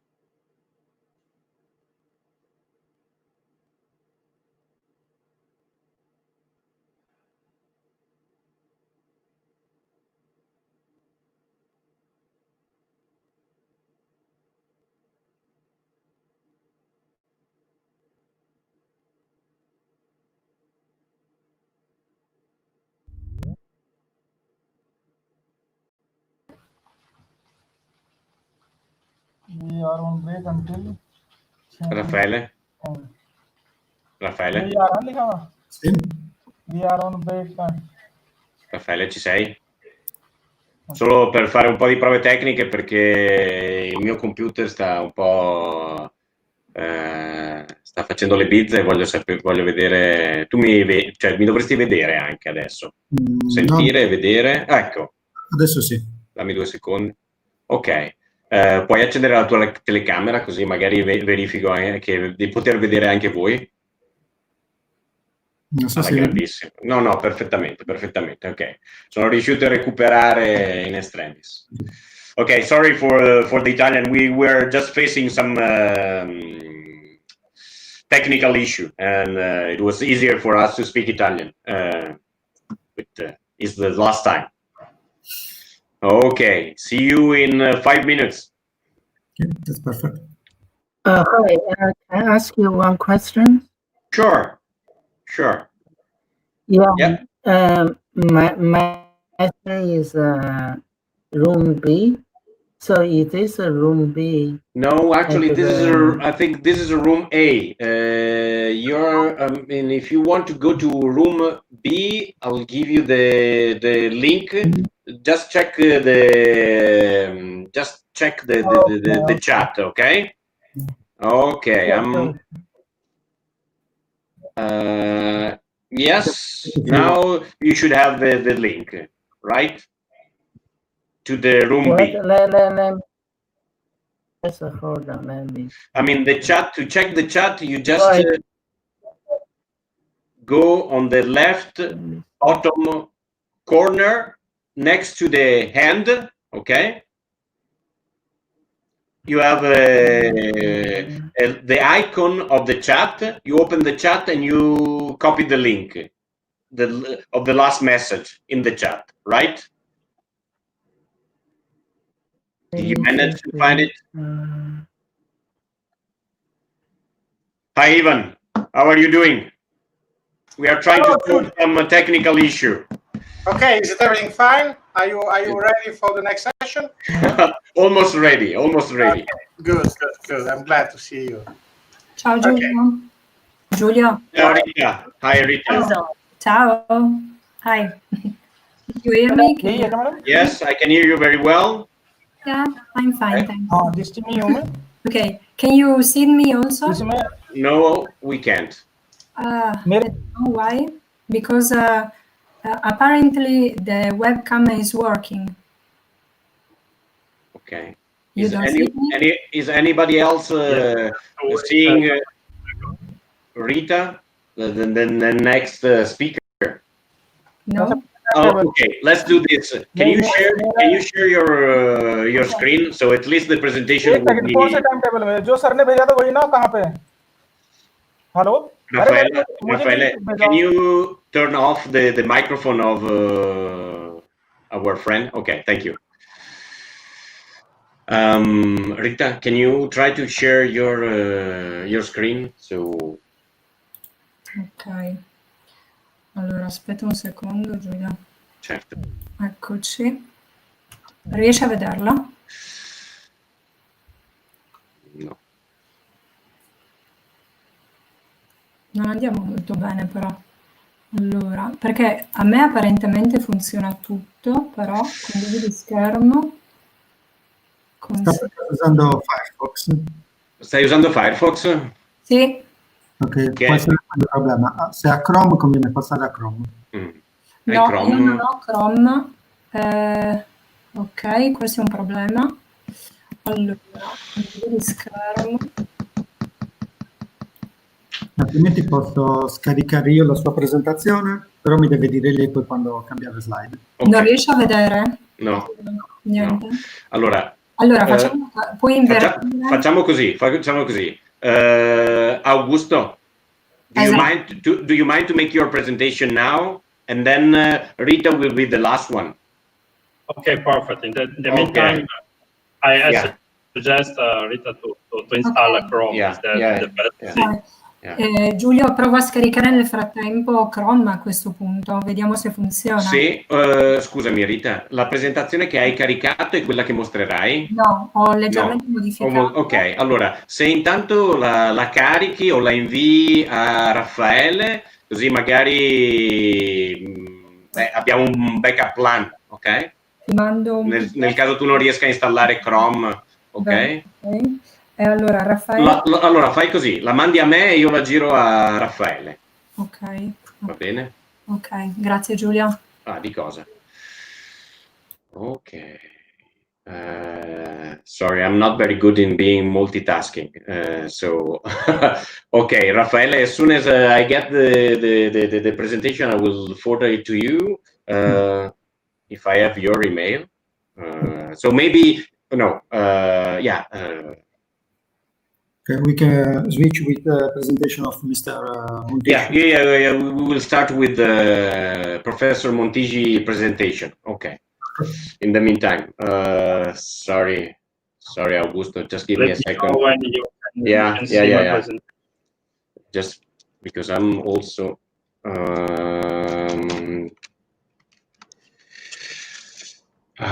okay. Can you share your screen, Augusto? I'm sharing. Really?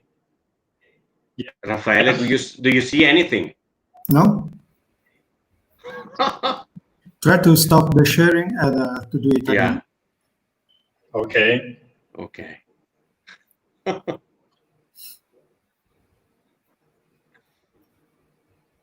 Actually, I can see your video. I mean, Augusto, I can see your face. You are very elegant, but unfortunately, I cannot see your screen. What about? Let's say I switch off the video camera, which is not useful. Yes, but what about if I try to share the version of the presentation I have, of the presentation of yours that I have, and then you just tell me when to move the slide. Let's try this. No, okay, there is just some animation and. Okay, because so you are. Well, the problem is that all the operations in this platform are very slow, but at least for my computer. And I'm trying to switch off the video camera, and yes, I cannot. Yeah, let's try to do that. Okay. Anyway, let's say you can try. Yeah, but in the meanwhile, switch off your camera and switch on, and try all the possible combination with the sharing your presentation. In the meanwhile, I will try to share your presentation as well. So just to create to increase the entropy is exactly. What is the name of your is artificial narrow?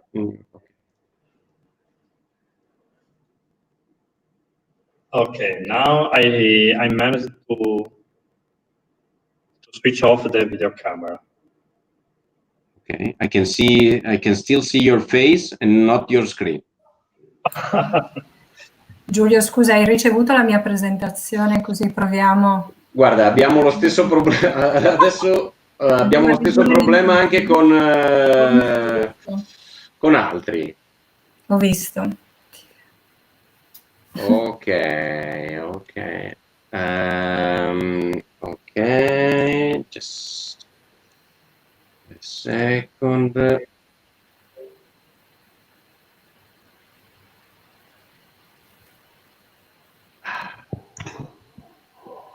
Maybe the problem could be because there are 3 Augusto users in the room.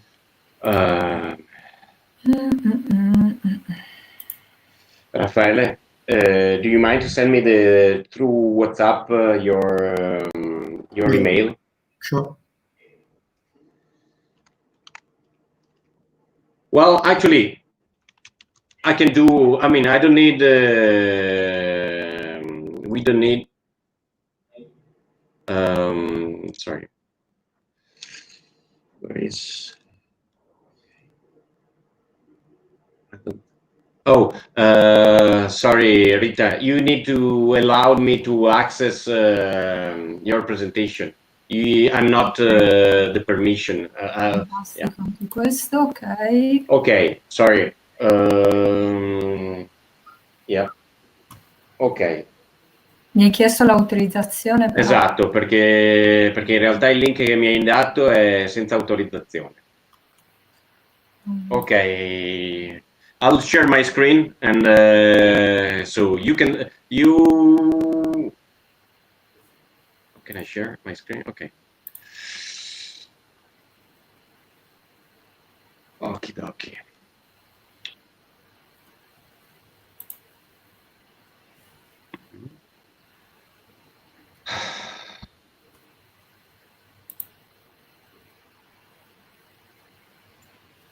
Julia, where we start?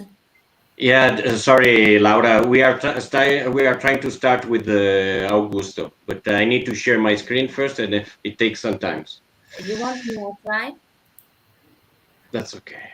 Okay, Rita, this is the message I got. So you should give me the permission to access your presentation. I don't receive, Julia.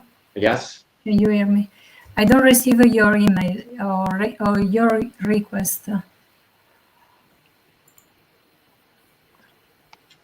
Okay, now you should have received it, or you will receive it soon.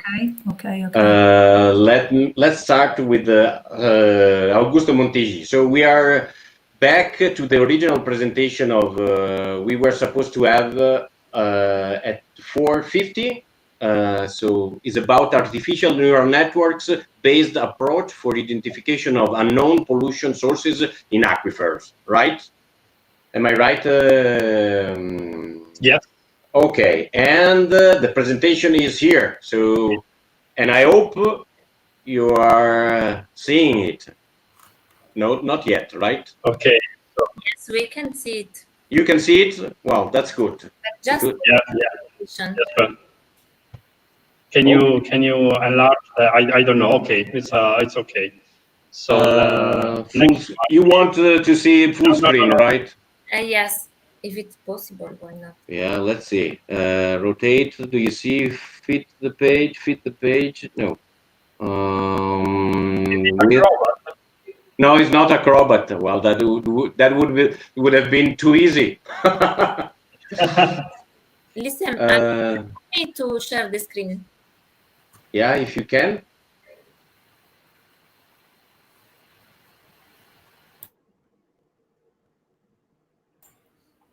But you have to stop your sharing.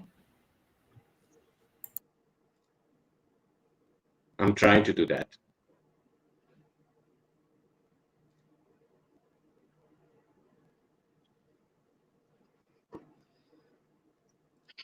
I'm doing my best.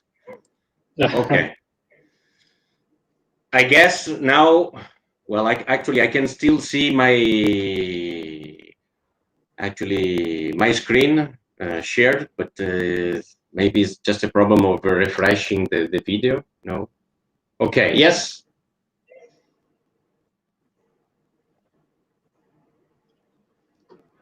Okay. So. No. It's not working. I don't know. It's not working? No. Okay. Not working.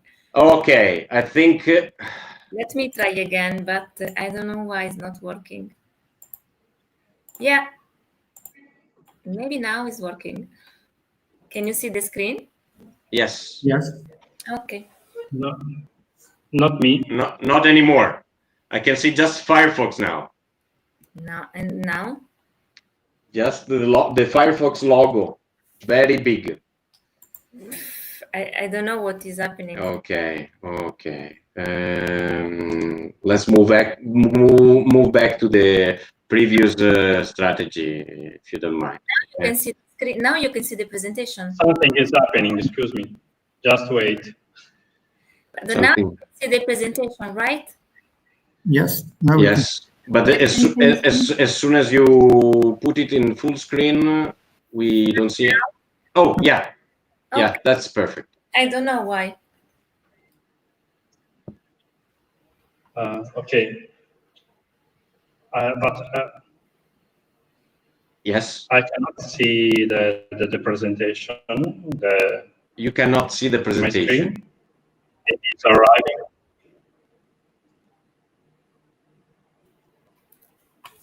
Okay. You can see it or not? I see just a number of logos. Yes. Of icons. I don't know what is the problem. Well, I guess, again, Laura, you are using Firefox, I guess. And when you move when you switch to full screen, then we will see, we are able to see only the logos. So not, I will stop it.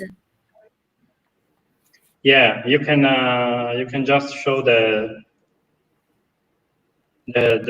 slides without having a full screen. And now it's working.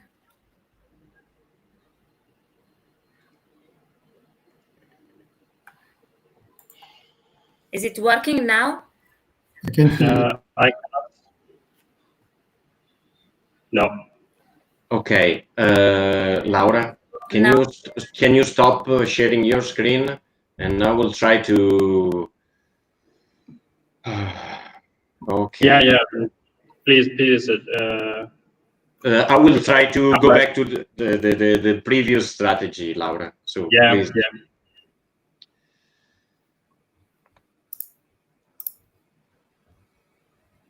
Laura, you should switch off your.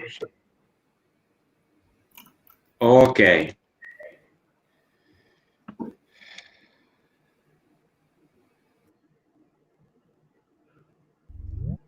Okay. Now, I hope you will be able to see my screen, Augusto, with your presentation full screen.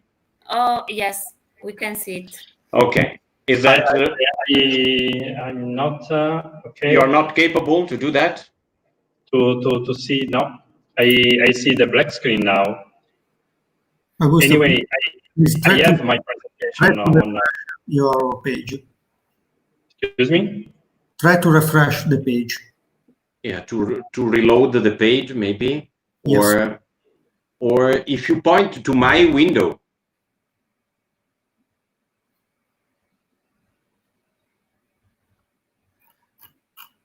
Is everybody capable to see my screen with the Augusto presentation? I can see it.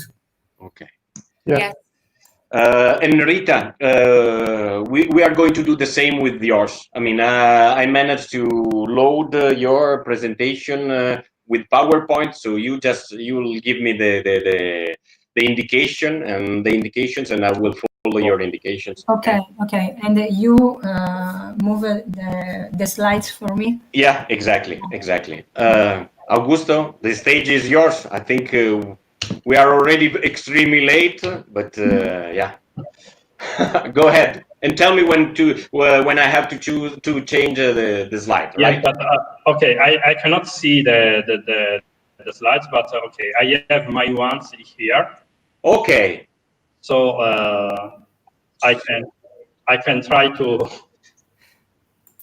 follow the different one. Okay. Yeah. Remember, remember that I'm showing the one you uploaded. Okay. So there might be a mismatch about that. Yeah. Okay. Yeah. Okay. Okay. So we will pass. Okay. My presentation is useless at this point. Okay. And also the outlook. So go forward to objective of the number 3. Yes. And the objective of this work is consider the principle, the polluter pays, in the sense that we try to find the source of pollution in mainly in underground waters, for starting from data collected to the pumping wells. And this is a typical inverse problem, and we will use artificial neural networks to solve this problem.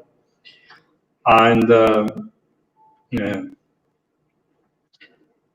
to do this, firstly, we create a model, finite element method model of the area, considering 10 layers or different depth, and in total are more or less 100 meters, and we consider. Sorry, Augusto, sorry. Yes. You need to tell me when to change it, because now excuse me. I'm performing an inverse problem. I'm trying to infer what you are without knowing your presentation. I'm trying to move through it, and it might not be the best solution. Okay, go ahead. Excuse me, number 4. Yes. Number 4. Yes. And to do this, we performed a finite method model of the area, considered for 100 more or less 100 meters of depth, and 10 layers of volume, and then we consider the discretization of all the area. So we consider the special case of a contaminant source which is located in a specific point. This problem refers to an accident, a truck accident that already happened close to Strasbourg, where the truck with tetrachloride charge was spread in the ground, and obviously with a number of effects on the underground water. So number 4.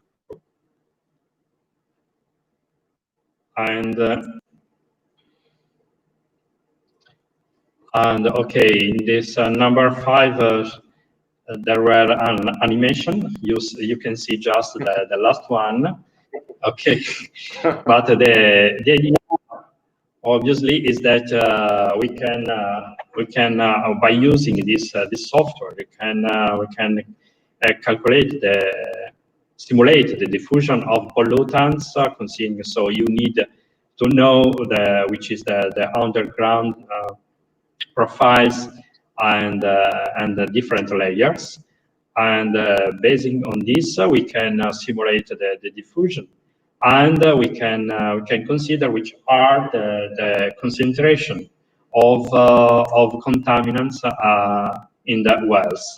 We have in total 45 wells, and where we can assume that they correspond to really existing wells in the area of accident. So number 6. Yes. Sorry, Augusto, just you have 5 more minutes, and then we need to move to the questions. I mean, just to have a room for the questions. Okay. Okay. So the data set is formed by using 292 scenarios, and that are used to train an artificial neural network, which create the association between the input, so the profile of the contaminant source, and the measurements at the wells. So number 7. So the methodology is this one. We can use the model to produce the data for training the neural network, and then in the real case we have the monitoring, the measurement at wells, which are processed obviously and represent the output.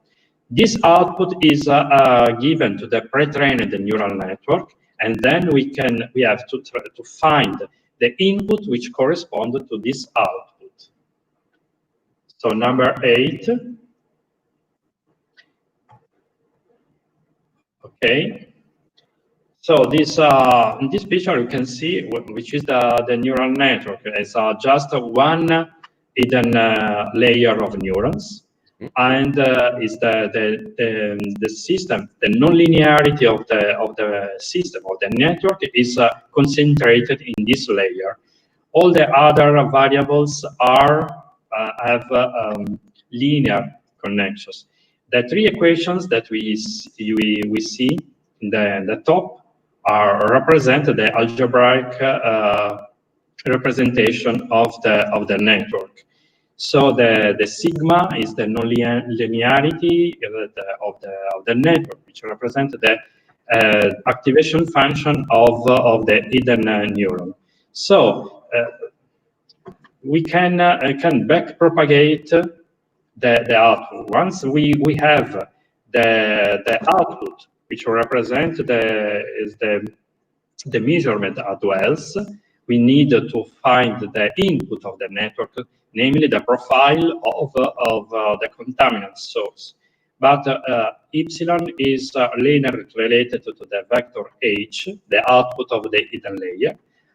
The output of the hidden layer is non-linearly related, but univocally related with the k vector, and the k vector is linearly related to the x input.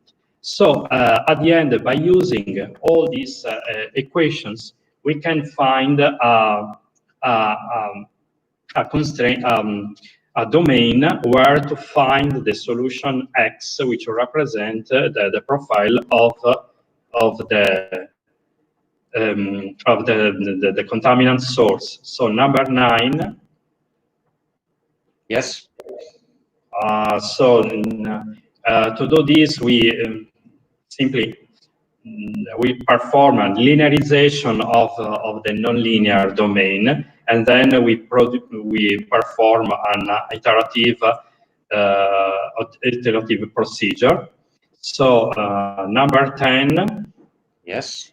And this is what is very precise. Obviously, the quality of the final solution strongly depends on how the neural network has been trained. In the sense that if you have a very precise training, obviously the inversion procedure will be better. Anyway, these are obviously the target and the solution are difficult to be distinguished because they are very close. So this is the end of my presentation. So you can go directly to the number 12. Oh, okay. Thank you very much. Are there any questions from the audience? Please don't be shy. Well, I have one, a quick one. So I'm sorry, I wasn't able to follow the entire presentation. I mean, I was trying to solve other stuff, but in my understanding, you are used to, you have a neural network for the forward modeling and one neural network for the inversion, or you have only one neural network for the inversion? Only one neural network. I trained the neural network to associate the profile of the source to the measurements on the wells, and then using the measurement of one measurement in the wells for a special case, I look for the input of the network, which correspond to this output. So you have just one neural network. Yeah, that is solving the inverse problem. So from the borals to the parameters, right? To the model parameters. I'm inverting the neural network rather than the problem. Okay, I see. Okay. Okay. Well, I don't know. We still have 1 minute for an additional question. Okay, then let's try and check if the other presentation will work. So Here we are, Rita. Yeah. Let's see. Can you hear me? Very well. Okay. I don't know. Thank you. Yeah. Thank you. I hope to now working. Okay. And In this talk, thank you, Giulio, and good evening. In this talk, we present some results of a multidisciplinary study carried out in the Scrovegni Chapel in a surrounded area, the Socala Arena, that corresponds to the Roman amphitheater. And Giulio. Oh, sorry. Yeah, you need to tell me where to move, huh? Okay, thank you. The Scrovegni Chapel is famous all in the world for the Giotto frescoes, but not enough information arrive up to us about the original structure of this building and the transformation made during the centuries in this area. And okay, move the next one. We can start to analyze the particular orientation of the chapel, northeast to the southwest. The walls of the chapel have different orientation for these of the radial walls of the Roman amphitheater, discovered thanks to the archaeological excavation. The main structure of the chapel is represented by a single nave built over an underground space, the Hypogeum, directly connected with the Roman amphitheater with its southwestern wall. Apparently, only the nave was painted by Giotto, not the sacristy and the apse, which are built directly on the soil. And move next one to the next one. Thank you, Giulio. The today's chapel presents some interesting suggestions to analyze the modification operated in this building during the centuries. For example, in this slide, we can see the shape of the apse, and in the next one, please, we can see with ancient image the collapse of the porch, the demolition of the palace, firstly Scrovegni and after for 15th to 19th centuries Foscari Gradenigo. Moving from this evidence and considering the high level of complexity of this area, and from the question made by the archaeologists and historians about this area, but also of the degree of new information can be made by geophysical data between next please. Okay, between 2015 and 2017, the University of Padova funded a project to study this complex system. And thanks to this project, a specific agreement among the University and the Municipality of Padova and the Superintendents of Veneto region, the Italian Institute for Conservation and Restoration was signed. In this framework, we work together collecting new data and historical documents and a large amount of other data. Okay, the next one. Okay. The application of ERT measurements, for example, demonstrated that these methods can identify with no doubts the well-known underground structures of the amphitheater. The next one. Okay, but in the same context, for example, the use of a GPR method provides a great number of anomalies, all apparently and potentially related to the structure of the amphitheater. The next one, please.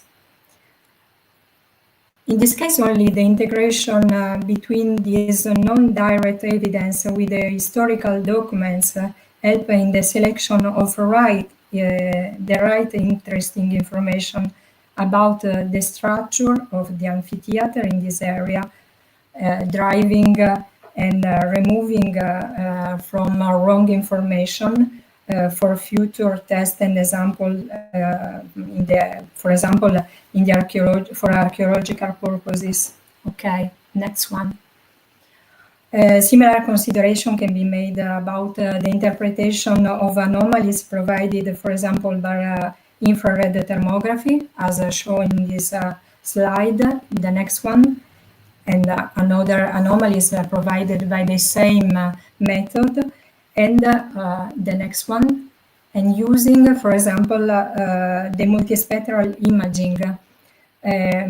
For example, thanks to this method, we can see in the next one and also in this one, we can evaluate the hypothesis made by some authors about the internal partition of the space in the nave and the right position of the cross of Giotto, formulating by other authors, and considering our measurements, we can provide new interesting hypotheses. So we can move for another one, two. Okay, this is the results of multispectral measurements. And the next one, another information provided by historical and other kind of data. So moving from the conclusion, the next slide. Okay. The main message is pay attention in the interpretation of non-direct information in complex site, as this show in this case study. And seriously consider that the added value of geophysical measurements and of non-invasive measurements can be appreciated in complex site only with a multidisciplinary approach and multi-level interpretation of this kind of data. And thanks for your attention. To the next, in the next slide, you can see the partner of this project. If you want, you can watch the video in this link to discover more information about this study and the Scrovegni Chapel. Thank you. Thank you for your attention. Thank you very much, Rita, for being so fast. Yeah. To recover some time. Is there any question? Okay. Well, sorry, I have the full control of the presentation, so, and it's very interesting. I mean, you collected a huge amount of data, and yeah, I'm curious. Okay. For example, in this case, how did you look? I mean, how did you decide about the location of these ERT profiles, and why there?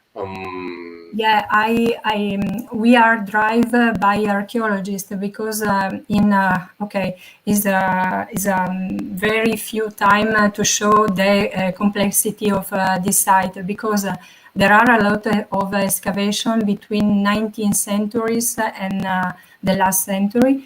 And this excavation demonstrated the presence of underground corridor. In the upper part of the slide show a drawing and a sketch of a corridor, and there are a lot of underground space, and the position of the ERT lines was driven to verify the radial walls position and also the underground corridor. Differently, the different signal is made by the presence of soil in L1 case and the collapse in the L2 case. Okay, I see. Yeah.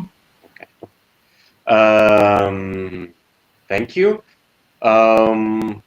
Okay, I think we can move to, or at least we can try to move to the last presentation that it was supposed to be actually the second one in this section, and so I'll leave the stage to Luca, right? Pirodi. Let me stop sharing the screen, and it's your turn, Luca. Okay. Emilia, I share the screen. Oh. Okay, maybe you are seeing that. Yeah, we are seeing the word. Yes. Okay. Okay. Please proceed. Okay. With this note, we present some results related to the definition of a low-cost toolbox for the qualitative inspection of painted walls. The methods presented have been developed with the aim of exploring diagnostic protocols for the integrated knowledge of precious architectonic elements. And they are based on the application of a multispectral reflectometric technique with low-cost hardware and software tools. The global experimental context also has involved microgeophysical investigations to inspect volumetric and deeper properties of architectonic elements.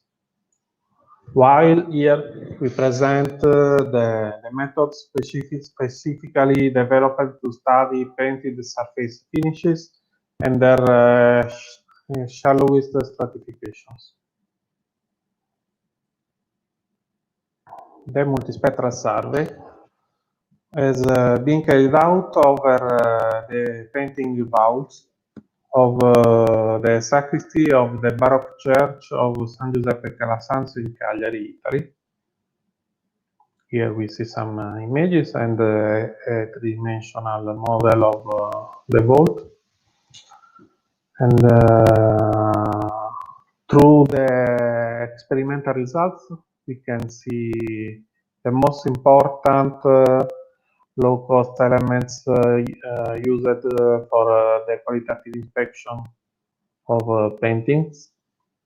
First of all, the acquisition was done with a modified digital single lens reflex camera, as in the presentation of San Filippo Bastion, which was controlled by software, and the illumination was done with 4 halogen lights, and we have tried to close all natural light as much as possible. Here is how the camera is modified to allow recording outside the visible spectrum, because this kind of cameras have a bandpass filter to restrict the recording to the visible light in order to have images more similar to our vision. And to compensate the extension of the spectrum to the full sensitivity of the sensor,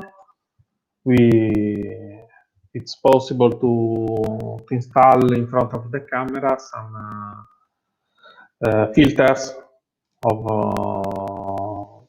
different wavelength to choose the bands of registration. Here we see the sets of multispectral shots acquired, and the raw data with the color dominance given by the sensitivity of the sensor, because we can see, for example, that the green channel has some sensitivity also on near infrared, also blue channel. So we have this dominance. The raw data. The data have been, some of the data have been pre-processed with the existing algorithm, which consists for each electromagnetic band in acquiring raw data at different exposition setups and average them into a single grayscale image. and obtaining this stacked data. Now we have the representation of the processing strategies which were developed in the context of this experiment. And both raw and stacked data set have been explored have been used to explore the effectiveness of the investigated processing steps, which can be classified looking at the software environment on which they are implemented. First processing approach was based on digital image processing and spatial filtering inside GIMP, with steps that can be easily followed even by users or analysts with low confidence in technology. They consist in quite common image processing and merging. Maybe the less common is the spatial decomposition. Here we see the RGB image, the visible image of the shot on which we present this application. One of the near infrared image, on which we applied this processing, that is a spatial decomposition, and the highest levels are subjected to histogram stretching and finally fusing all the levels. Here we see the result of the enhanced near-infrared image after applying the fusion of the high-frequency levels, but we can also fuse them with the visible image, and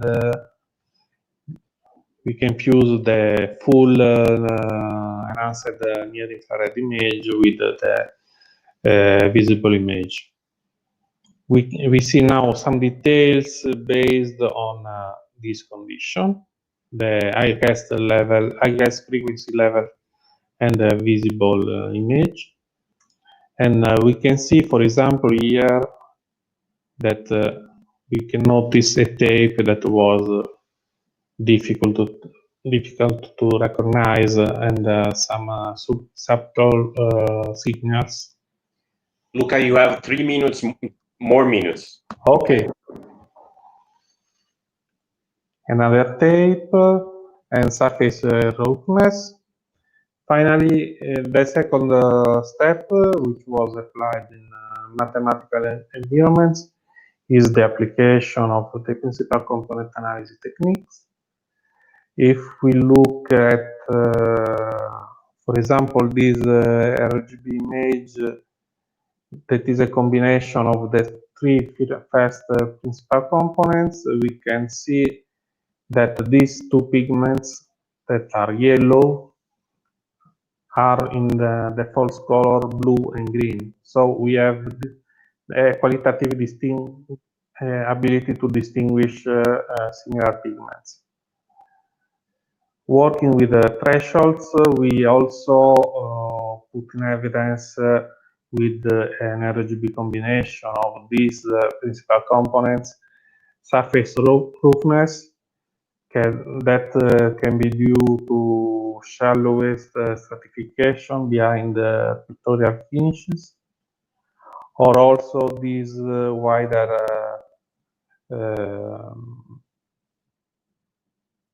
patterns.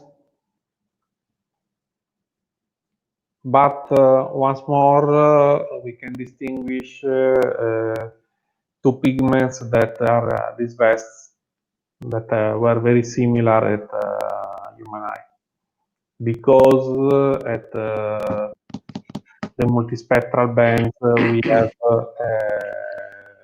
a very different behavior, while at visible we can see that they are very overlapping. Un minuto. Yes. Looking at single principal components, you can see once more high frequency signals and the wide patterns, but also other. Concluding, we have shown a first approach towards the definition of a low-cost toolbox for the qualitative inspection of vaulted painting surfaces. Some of the elements were already existing before this application and are proposed here with the aim of a possible integration in the context of the qualitative analysis of vaulted historical surface. And by means of non-destructive diagnostics, we were able to inspect state of preservation of historical paintings and their supports, to find different behavior of apparently similar finishes, and to retrieve hidden details potentially due to preparatory works. I've finished. Thank you. Thank you very much, Luca. I'm sorry for being pushy, but we are extremely late, and they are going to close the room soon. Is there any question from you guys? Well, I will start with mine, I mean, we saw some PCA results, right? And I was wondering if it is possible to give a physical meaning to those outcomes, or or at least it's not very well. If you can elaborate on that. Yes. The first, I don't know if we can completely give a physical meaning of on the PCA, because what we obtain after the processing are essentially indices. Also in hyperspectral environmental remote sensing, you use PCA to reduce the number of information and to extract independent ones, each other. But we can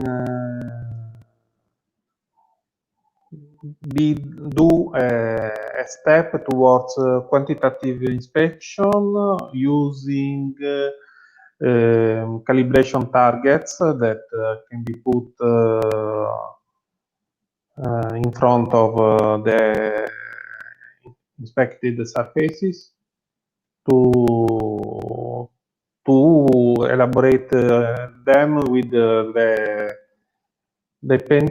paintings, and to have the cures of known surface. Okay. Okay. Thank you very much, Luca. Other questions? Well, if that's all, I really thank you, all of you, for participating into this, to the workshop, not only to this session. I mean, this session, the last session has been quite problematic, and I beg your pardon for that. And well, have a nice weekend. But remember that actually the conference, there will be, the last part of the conference will be tomorrow morning. So you are kindly invited to participate. And again, thank you very much. Thank you, Pedro. Thank you, Giulio. Thank you, everybody. And well, thank you, Rita and Augusto, for handling everything. I mean, thank you for your supporting. Thank you, Giulio. Bye. Ciao, ciao. Ciao, Ciao. Raffaele. Ciao. Thank you. Bye. No, non mi sento, figurati. Anche adesso mi sentono. Saluti. Ciao.